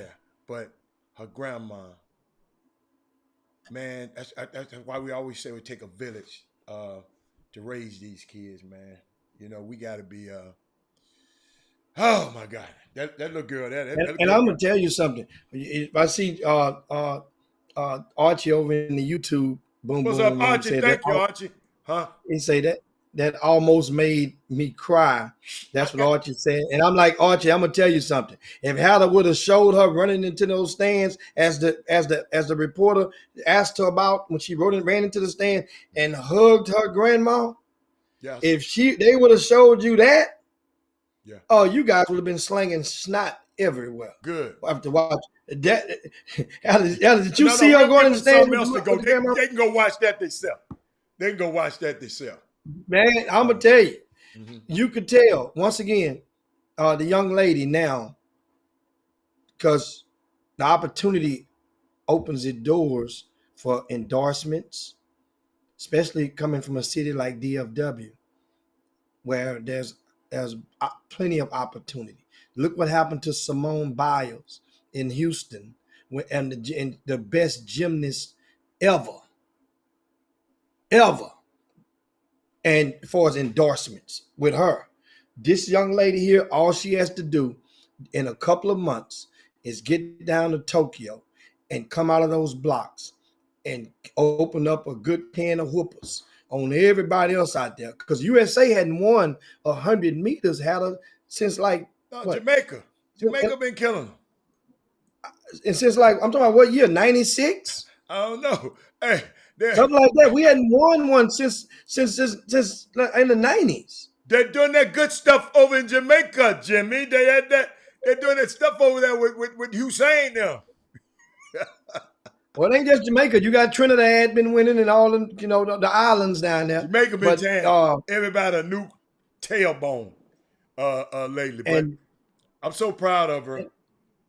And you saw that. I see Doug say she was talking to smack. You can tell when she crossed that finish line. She was smack talking. Did you see in the semis when she pointed to the clock? She passed them girls and pointed. Y'all better look at that clock. She shut it down and ran a 10-6. It was wind aided. That's why she probably shut it down like that. Because no matter what she ran, it wasn't going to go in the official record books. So that 10-6 was a wind aid, and she ran, I think, a 10-8 in this final heat. Yeah. Allison Felix, she made it, Jimmy. Allison Felix, her fifth time. Jimmy, I got it. I'm gonna put it up. Hold up. I think I got it. But Allison Felix, Jim, she made it. So once again, I really believe if the weather is proper and there's no wind aid, that FloJo's long-standing record, right? FloJo still got that record? You sure? Yeah, FloJo, she ran like a 10.49. That's why I say this. They saying this girl could crack 10.5 because if you crack 10.5, you at least tying the record. Keep talking. I got this thing about to be queued up. And you done got me now. I want everybody to see it now. Don't hurt yourself. I got to see my love. Hey, do anybody in Dallas know this young lady? She went to Dallas Carter. She went to Dallas. I think somebody posted that. So that means she's a Dallas Independent School District product. That makes it even more awesome because Dallas Carter is the school, guys, that was popularized on the movie, the football movie that came out a couple of years ago. One of the greatest high school teams ever out of the state of Texas. That Dallas Carter. Hold up, y'all. Hey, man, she got a boyfriend, man. Her girlfriend, she was talking about girlfriend, not girlfriend. Man, y'all so... Jimmy, I got it queued up, man. These people on here sick. Sha'Carri said hi to her mum on our cameras yesterday. I think she's going to find mum.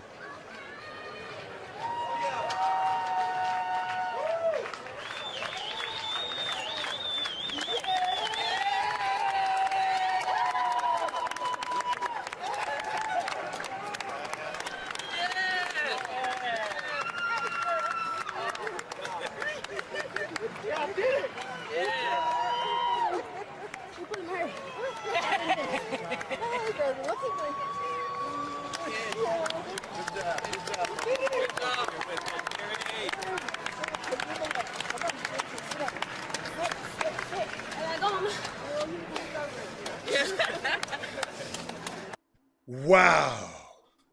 I mean, hey, that's Jimmy. I'm going to be glued to the set just to watch her in every race. She going to be my Usain Bolt this year. And I know she going to be Jimmy. And I know that means she going to be in the relays. Boy, I wish she was in the 200. Jimmy, I wish she could be in the 200. Yeah, legs ain't long enough for that. You know what I'm saying? Them 200 meters, you got to have some long. No, you ain't got to do number 50 to be fast. Ain't no short one. Haven't ever been a short person under 5'3", 200 in the women. I'm curious to know. You guys let me know. You looked it up. But one thing about it, let's leave her in her moment right now. That's my girl right here. Hey, she's probably gonna dye that hair. Guess what? She might have Oak Cliff, baby. Oak Cliff, she might have a shag in the back of that damn thing with red, white, and blue. I ain't no telling what color her hair might be. That might be a new thing. And guess what? Guess who about to come up, Al? Guess who about to come up? Who? Whoever the little old gal who's sewing that weave in her head, about to come clean up. The weave lady finna come up. Now she ain't got to get that. What? Dude, she finna get that real grade now. A grade for the upgrade. That stuff that look the real stuff that they put in their hair now. They put real hair in their hair now. Oh, it's finna go down. Women, y'all speak on that. Y'all know. Y'all know. Herb said Flojo had some help. She was taking them tablets. Yeah. Yeah, Flojo. But man, hold up. Jimmy, something happened over the weekend. About a week. Hold up, I got to show people what happened over the weekend. Jimmy, hold on. Watch this, y'all. We got to share this with y'all too. The June.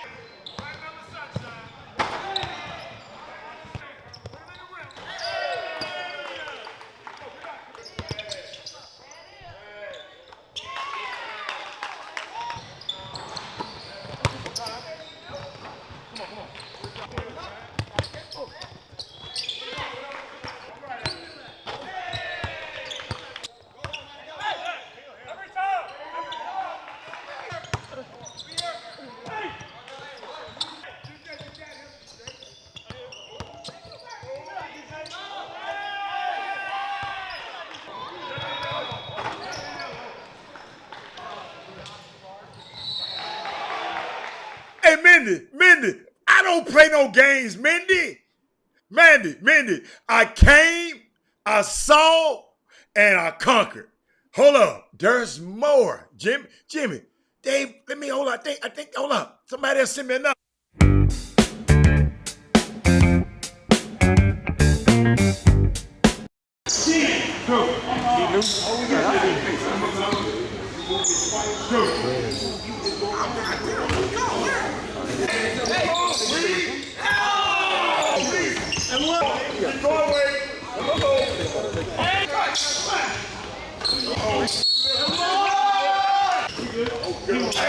Thank you.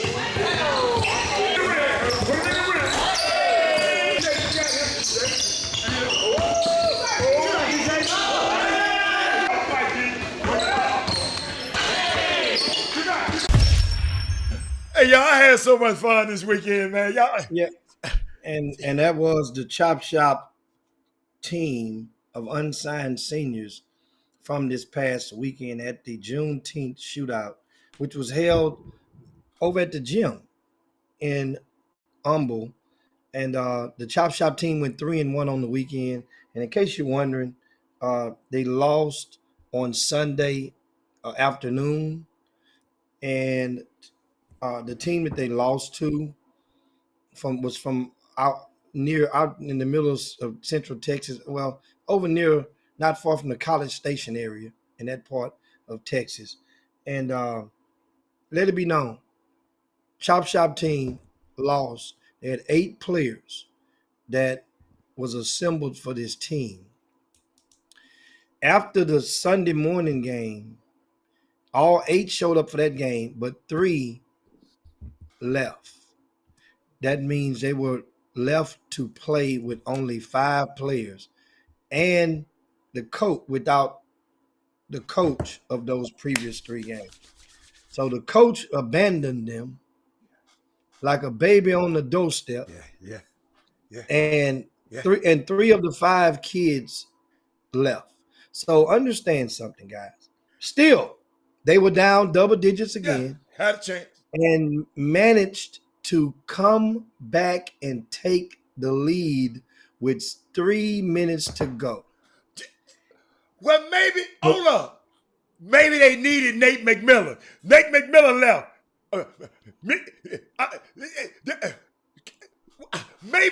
So hold on.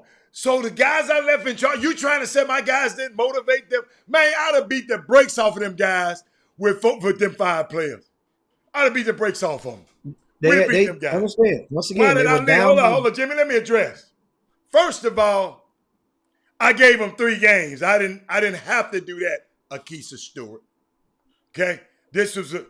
I had plans already for Father's Day.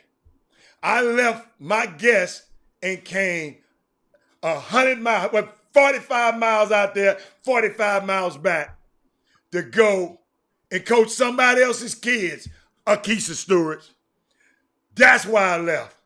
I'm just asking. When you asking, don't put it up there if you don't want me to answer the damn question. So that's why I didn't. I had other engagements. I couldn't be in 2 places at the same time.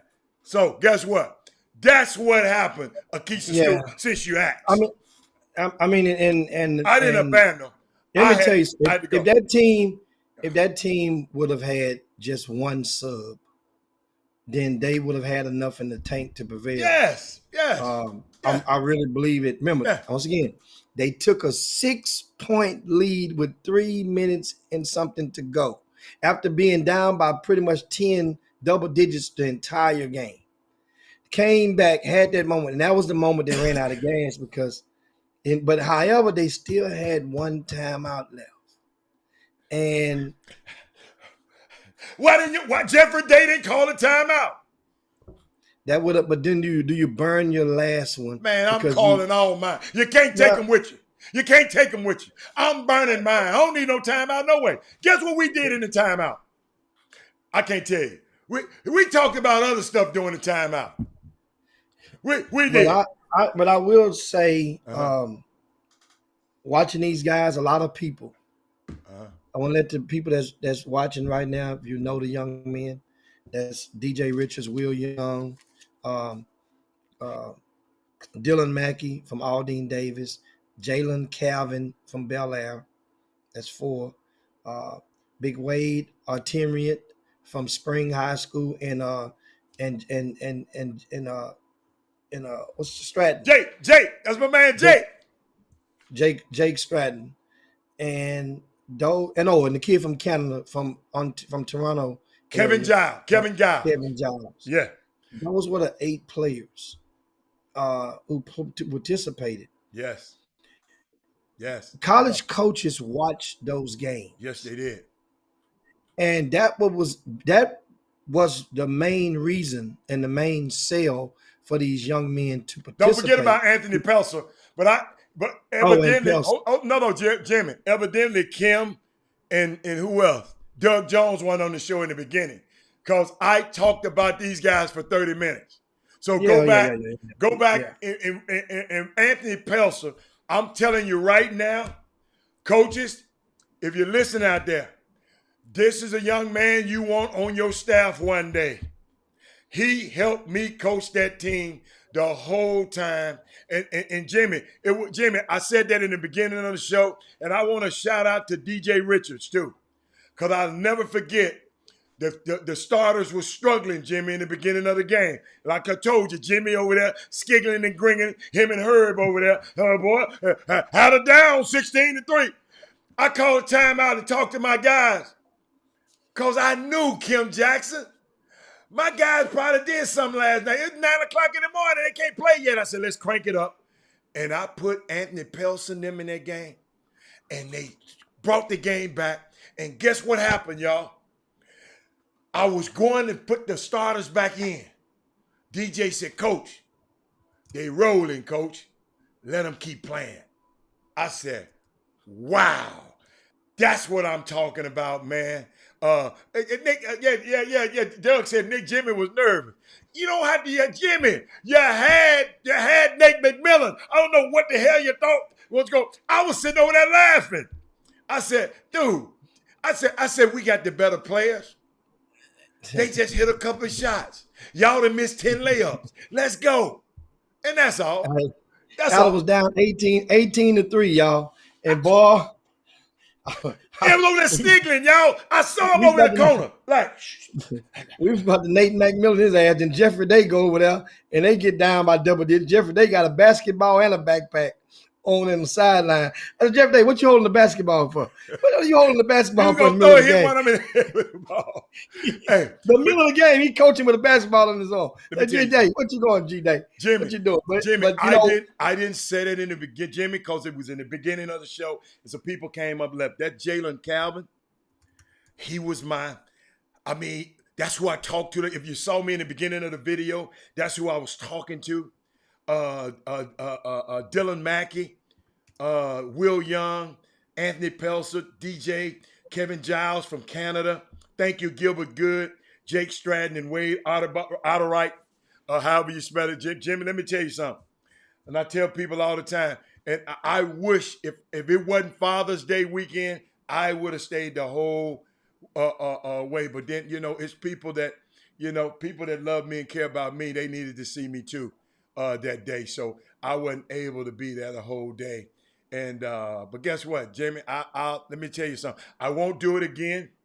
I wouldn't mind having a Chop Shop team again, but I don't ever want to coach ever again in life, y'all. I'm done. Jimmy, check this out, y'all. Ray Moore, check this out. We had a benefit game, Houston versus Dallas, after Hurricane Katrina to raise some funds for them. Guess what? That's a win. The Chop Shop game, the three wins. Let me tell you something, y'all. I'm hanging it up. I'm Jimmy. I'm hanging it up. I'm done. I'm done. And guess what? I can always say I was undefeated as a coach in the last few years. I ain't talking about them Junebug coaching jobs I did a long time ago when they was 8 years old. We got kills all the time then. But in recent history, I'm there. I was just, man, I love the relate. Jimmy, I'm telling you, I'm going to follow the careers of these kids, whatever they do in life. These guys going to ever etch them in my heart. I'm always think about them. But I just wanted to share that with them in case they're watching and listening today. Yeah, I'm a Hall of Fame.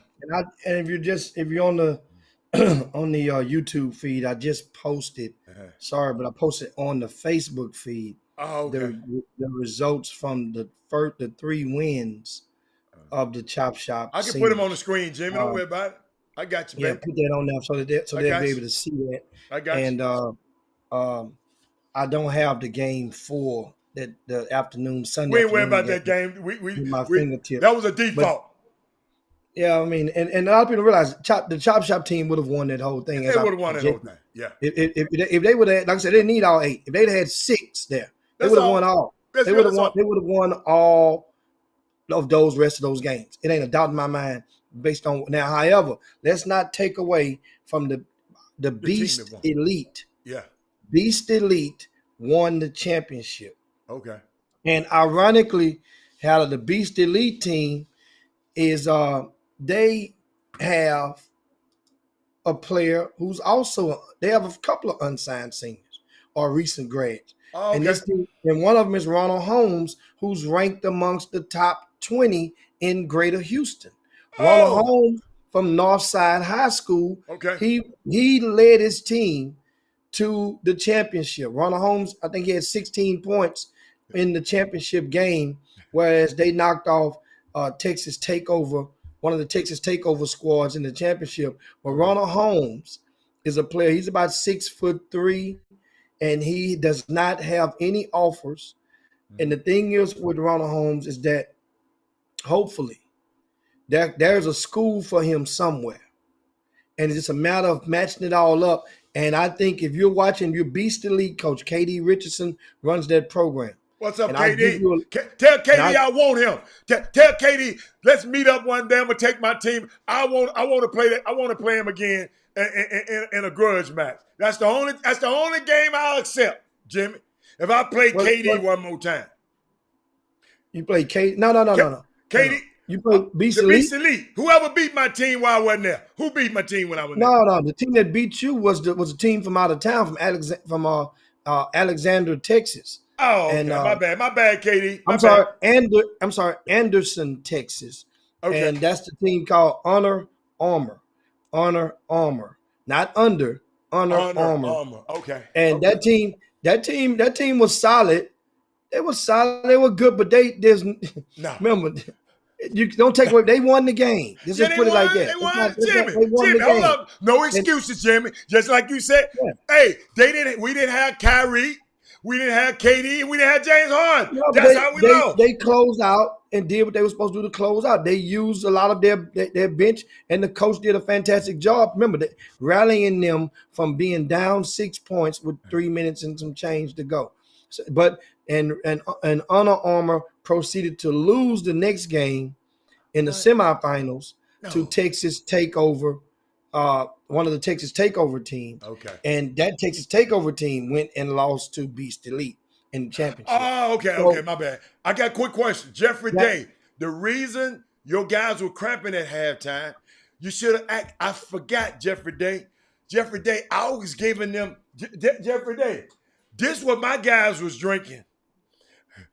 Hey, Jimmy, I snuck my own drink in there. I wanted my guys to have some pH balanced water. That's why they weren't cramping.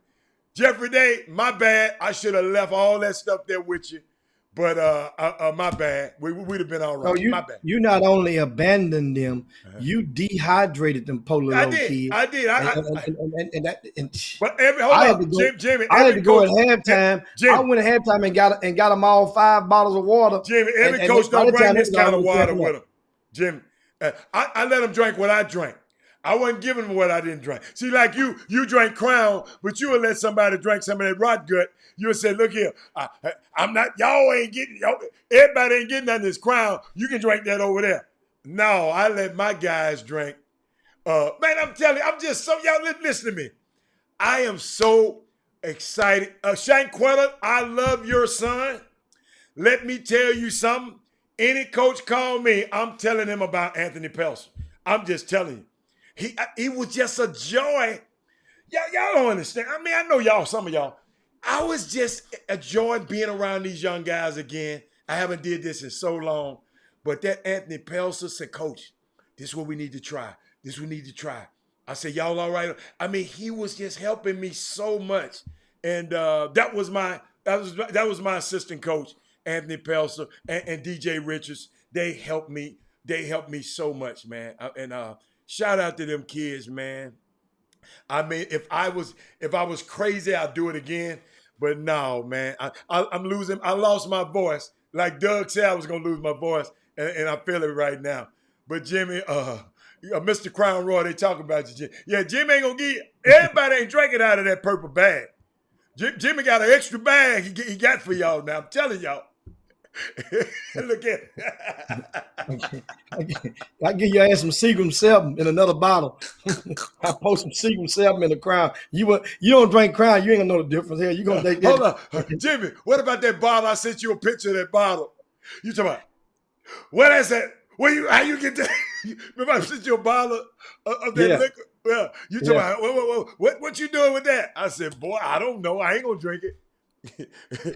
I'll bring it the next time. Jimmy, whenever we have a little shindig, I'm bringing that special bottle of Crown something, Crown Limited, whatever the hell it was. I don't know what it was. But what else you got, man, before we get out of here, man? I enjoyed myself this weekend. I think and hold up, guess who was there this weekend, y'all? She was out of the hospital. Sandra was Jimmy and pushed Sandra to work, man. She wasn't walking around. But she came. It was good seeing her face. You know, I don't know what she's been through, but I know all of us were praying her through, and it was just good to see her at the event again. That was worth me even coming out there just to see her. Yeah. And we want to let you guys know and understand like I say, that type of thing. I thought, and I meant to ask you. I thought that one of the females of the chop shop was supposed to serve as an honorary assistant coach. What happened? Oh, she had to do her dad. She had to do mama, what you call it? Father's Day stuff. See, Jimmy, we had a lot of Father's Day stuff going on that weekend.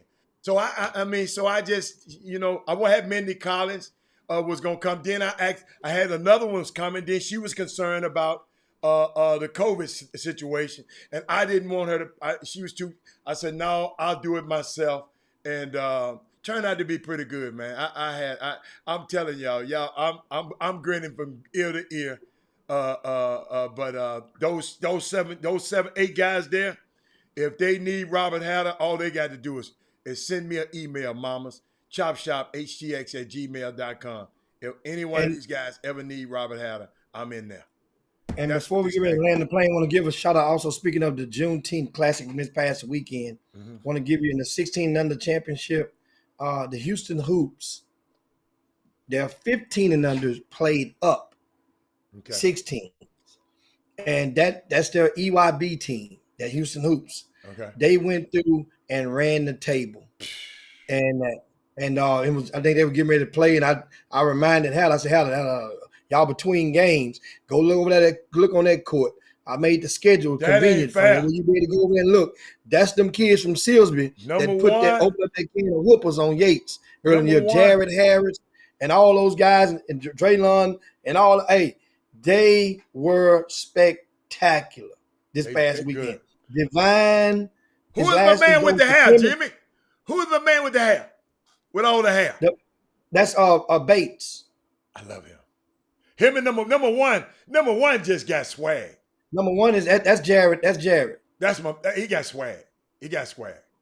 Yeah, and also I mentioned Divine Hugo Chukwu from Clements High School. He has a chance. Let me tell you, I know has a chance. He would be. Clements High School is not noted for producing a lot of Division I talent over the past 2 decades. Okay. I think out of Clements High School in basketball in the last 2 decades, I think you got Kendrick Davis that went to Arkansas, then came back to North Texas. You got Dave Devison. I think Dave Devison went to Marist, if I'm not mistaken, back in 2004. And I think it was a gap. I don't think they've had another Division I player since then. Well, this kid right here, Divine, is indeed as a chance to be the greatest player from Clements High School in history. Now, Clements did have another young man that transferred over to Hightower back in 2002. I can't think of his name. He was a little short guard that can jump out the gym. I think his last name was Evans or something. Larry Evans. That sounds about right that his name was. You guys remind me if it was. But this team here, Houston Hoops 15U, shout out to them. They won the 15 and under division over the Katy Warriors, who's a 16 and under team. The 15 under, shout out to RL9. Coach Gamble, who watches the Chop Shop, and you guys see Coach Gamble, I like he that was little coaching team. that team. I like He that was little coaching team. that team. So Coach Gamble, his 15 under team, ran the table, and they won the 15U division. I thought that. Is Mr. Gamble on the feed? If he on the feed, I want to ask him something. Keep going, Jim. Jimmy, who And was also- number four? Number four On his that team. On Gamble's team. I don't remember number 4 off the top of my head Okay. what his name is. Okay. I don't have him the roster in front of me. Mhm. But Gamble, who's number 4? And You he'll talk, Jim. let you know in a second. Yeah. Herb Baker was coaching his team out there this Yeah. past weekend. Yeah. And that was the team Swift in memory of former Melvin. Yates High School star Melvin Swift. Right. And so Team Swift, they went and lost one of their first games in pool play, bounced back and messed around and got knocked out on Sunday before they could advance to the championship. I think it was in the semifinals. I think they got knocked out in. Shout out to that team as well. Hey, but Brian Jolivet was on the feed, and him and Doug, there was one young man that I put my eyes on Saturday by default because I didn't schedule many games with fifth graders over at the gym. We used the gym and we used Noah Middle School. Well, that was one fifth grade. There was a game going on that was pretty good, and I'm watching this game, and I told you how to have a look on that court. The little bit. Oh my Not the goodness. not the little bitty, but we started off looking at the little bitty one that had the swagger. Then that was a number 4 too. That big one that was on his team. Oh my goodness. His name on that big kid is Epps. Epps, yeah. I can't think of his first name. You guys may remember Doug's. He can remind me. I don't want to say the wrong first name. Goodness. Epps. Let me tell you right now. I haven't watched no fifth grade players in the country. Well, I haven't paid attention to any fifth grade games in this season. I've watched a few of them, but I ain't paid attention to none until Saturday. This young man, Epps, his name is it's not. Is it Malcolm? It's not Malcolm Epps, is it? No, is it Malcolm? I don't know that, but he had a little guard on his team with the break. He good too. Yeah. Dude, them dudes with man. But Hatter, guess what this other kid Epps did? In the game that we saw, we only saw a fragment of the game. Yeah, but we saw enough of that game to know who the best player on the court was and to know who the best player on the team was. Put it like that. Marcus Epps. Marcus Epps. That's it. It wasn't Malcolm. Malcolm is the kid that went to Decaney that played football at UT. That's why I knew it didn't sound right with Malcolm. Okay. Now, Marcus Epps is the kid name. Put it like this, Hatter. In that game we watched, he had 40. Oh, well, it The looked next- like couldn't the nobody next guard game- that kid. The next game he played, he had 32. In the championship, he had 38. And he's strong.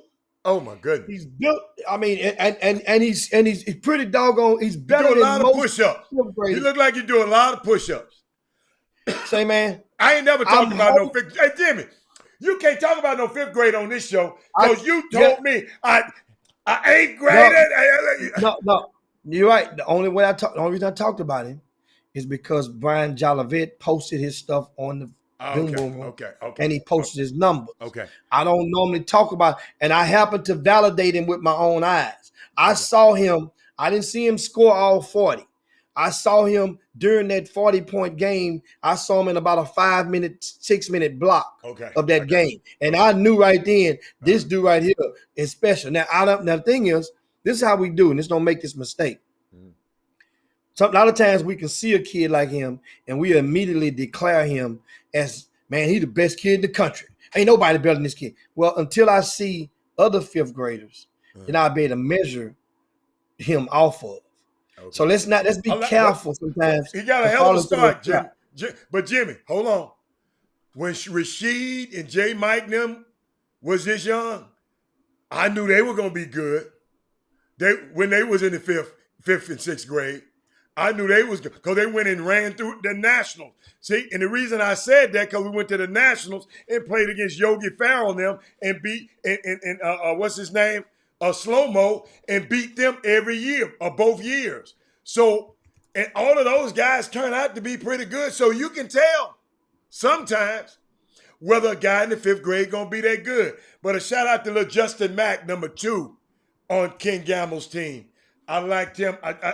He did a couple of things that I just like to see a point guard do at that young age. So when I see stuff like that, I got to shout him out. Justin Mack, he's number 2. I said it was number 3 or 4, whatever. It was number 2. My bad. But yes, I like that. I love that, Jim. I mean, I had a great time. And let me tell you something. Watching them little kids there, I enjoyed myself. I watched them. But that's it. What else you got, Jim, before we get out of here? Oh man, that'll work right there, man. That's pretty much it in a nutshell. And for more details on the Juneteenth shootout, there's an extensive, detailed recap posted on RCS Sports in the VIP news. Once again, you guys go to rcssports.com. rcssports.com. You go on over there and you will be able to read the complete recap in the VIP news from this past weekend, as well as the grassroots portal from this past weekend is shaking again. We have a list of kids who swapped grassroots teams, and we have them posted in the VIP news, in addition to the schedule for the TABC showcase, which will take place up in Duncanville this weekend. And this will mark the first time that Division I coaches will be able to see grassroots, the high school teams play together since 2019. This hasn't been 2 years since Division I coaches have been on the road and evaluated prospects, and it's about to jump off not only in Texas but in multiple states. That should be an exciting atmosphere as well. And on tomorrow, I share thoughts. It's a lot of schools understand it was optional. A lot of high schools had the option to participate and chose not to. And that's okay if that's what you chose to do. But if and when you have star players from that team and they're not enrolled in your school come fall, then understand that this basketball, guess what? You just made a decision, and those are the consequences of it. Because a lot of parents, a lot of grassroots coaches are using that as ammunition against and to fuel and incite the parents for teams who decided not to play and take and understand. In Texas, one of the rare states, how the coaches, the high school coaches for the public schools are not permitted to be on the sidelines and coach these guys. So they're not permitted to coach them. And that's, other states, various states, they're permitting their coaches to do so. They have rules in place. UIL did not give a waiver for them to do so. So it's one of those things where we'll talk about that more as we get through the rest of the week. We also want to give a shout out to last but not least, give a shout out to Jamal Charlo for successfully defending his title at the Toyota Center this past weekend. Charlo beat up on one Marcius Montiel. It was a unanimous decision. He won every round. And now all eyes point towards him either fighting. He's at 160 in boxing, Charlo's brother. And all eyes point to him fighting the kid Golovkin, the Golovkin. You guys, I know the name when I see it on the screen. Triple G. Yeah, Triple G. Ooh. Yeah, all eyes. That's supposed to be that's going to be the next fight, right? For Charlo. Or see, the thing is, a lot of people want him to go and fight Canelo, but then Canelo used to be at 164. Then Canelo went up to 168. Charlo is at 160. Canelo ain't for to come back down to 160. So if they was to fight, that means it would be at a different weight, different division. What Charlo is trying to do is help unify all three of those major belts again, which is rare because you got so many belts and everybody. And the thing is now, It's like sneaker lines. Some fighters have contracts on their pay-per-view with Showtime. Some have with HBO. So that means if your contract with Showtime, then it's hard for us to get a deal, and that's exactly what's going on with Canelo. Why Canelo is with a different network than Charlo, so it's going to be hard as hell for them to agree on the pay-per-view rights because that's all part of their deal. Unfortunately, that's a hell of a revenue stream when it comes to today's prize fighting. And but shout out to them. And know what he said, Adam? Also, Charlo? His next fight, the next defense of his championship belt of the WBC, it would be in Houston. Now, that's easier said than done because in negotiations, you got to give something up. That means a person who's going to fight you and come to your city, if they're also possessing a share of a belt, but that's what he's planning to do. He's planning to have everybody come through H-Town. And whereas he can get it in. So that would be kind of cool, but I want to get it out there before we get up out of here. But other than that, man, we want to remind you guys, if you would be so kind, to share the show on your way out the door. And one last thing. I promise I will get this in today. Okay. Speaking of the TABC showcase in Dallas, there are players that are playing with their high school teams.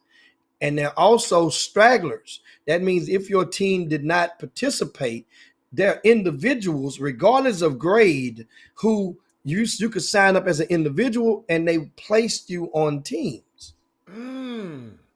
So there's no excuse for the people out there who say, I said, we're getting to this tomorrow. Wait a minute, my high school coach didn't want to do nothing. Man, he tripping, man. He didn't want to let us play. You could have signed yourself up. And still play in front of. It's too late. It's too. I think it's too late. I think it's. But why are we talking about it? Why do you want to talk about it? Why do you want to? I mean, but it's because, like I said, we're talking about this more tomorrow. Okay. But there's a player from Houston that's playing with a team, a high school from Dallas. Okay. Tyler Smith from Bush High School. Of course, Bush High School team is not participating, so he has the luxury to play with the team. So that school put him down, guess what, as a potential student. Yeah. A future student. That means they're trying to get him to play, to come to enroll, to transfer. So with the I school, with Keontae George and company. So Tyler Smith, he plays with Keontae George with the Southern Assault in the grassroots season. So guess what? Now they will be playing together this weekend in the high school setting. Smart. Understand what that means for college. I put it like this. If you're a team that's playing against I school, I'm going to tell you like this. There's going to be 40, 50 Division I coaches on the side of the court every time that team plays, if you're one of their opponents. So consider yourself hitting lotto jackpot as far as the opportunity, because that doesn't mean, now, mind you, those coaches that'll be there watching that team doesn't necessarily mean they came for your team, but they could leave noticing somebody from your team. And also, I have confirmed, just because Tyler Smith is playing with I school, his mother has confirmed he is still planning to be enrolled at Bush High School. This is understand. Let's clear this up because you know people are going to speculate. She said he is not going to I school. That is just he just have an opportunity to play, and he's taking advantage of the rules that are set forth by the government. So that's now, mind you. Let me add my most popular phrase that might be my next T-shirt slogan. Right now. Is right now. hold on, dude. Hold on. I'm going to put it on the screen. I think I got it on the screen somewhere. What am I writing now here? Man, I done lost my right now. Right now. I done lost somebody to knock my right now. No, I'm good. No, we good. And of course, on tomorrow, guys, we didn't talk about the Supreme Court ruling against the NCAA today because I wanted to be able to talk with some college coaches and also do a little bit more reading on that topic. And before presenting that to y'all and letting you guys know what that potentially means. Also, the NCAA, they are expected to submit their final verdict on the name, image, and likeness within the next 10 days. Stay tuned to that as well. We'll talk about the NCAA and their body blow, which was delivered by the Supreme Court on tomorrow's show. And also, we may get a college coach to come and join you and join us and define what it possibly means. That way, he can break it down for you guys. But meanwhile, we're about to get up out of here. It's time to slide down Dino's back and yabba dabba do this thing for this Monday. We want to thank you guys for tuning in to the Chop Shop. I see so many of you guys. I've met a lot of you guys this weekend. Give a shout out also to Corey Henderson for sending this shirt representing his former player, Phil Pressey. And once again, I told you guys, every Monday, I'm rocking a different shirt. You guys send us a shirt, and we rock it. We got another package that came in with some more shirts that came. It was in the box today. So I get yours. They sent one for Big Doug. They sent one for you. They sent one for G Day, and they sent one for me. You know, and we're gonna rock Doug's. I want Doug's shirt. You must go sleep in it. I'm gonna get Doug my shirt. Say, there's some X's on that shirt, boy. There's some X's right there. My bad, Doug. But anyway, guys, that's my guy, Doug. You know, I'm just joking with him, but we have a shout out to everybody that watched today. Make sure, once again, please share the show. Spread the word about the Chop Shop. We'll be back at you guys on tomorrow. Thanks so much for tuning in. We up out of here, man. For Robert Hatter, it's Jim Hicks. Peace. We up out of here. Chop Shop. Thanks, Coach. Jim Hicks. Rob Hatter. You are now tuned in to the Chop Shop. I'm Retro. Let's get it.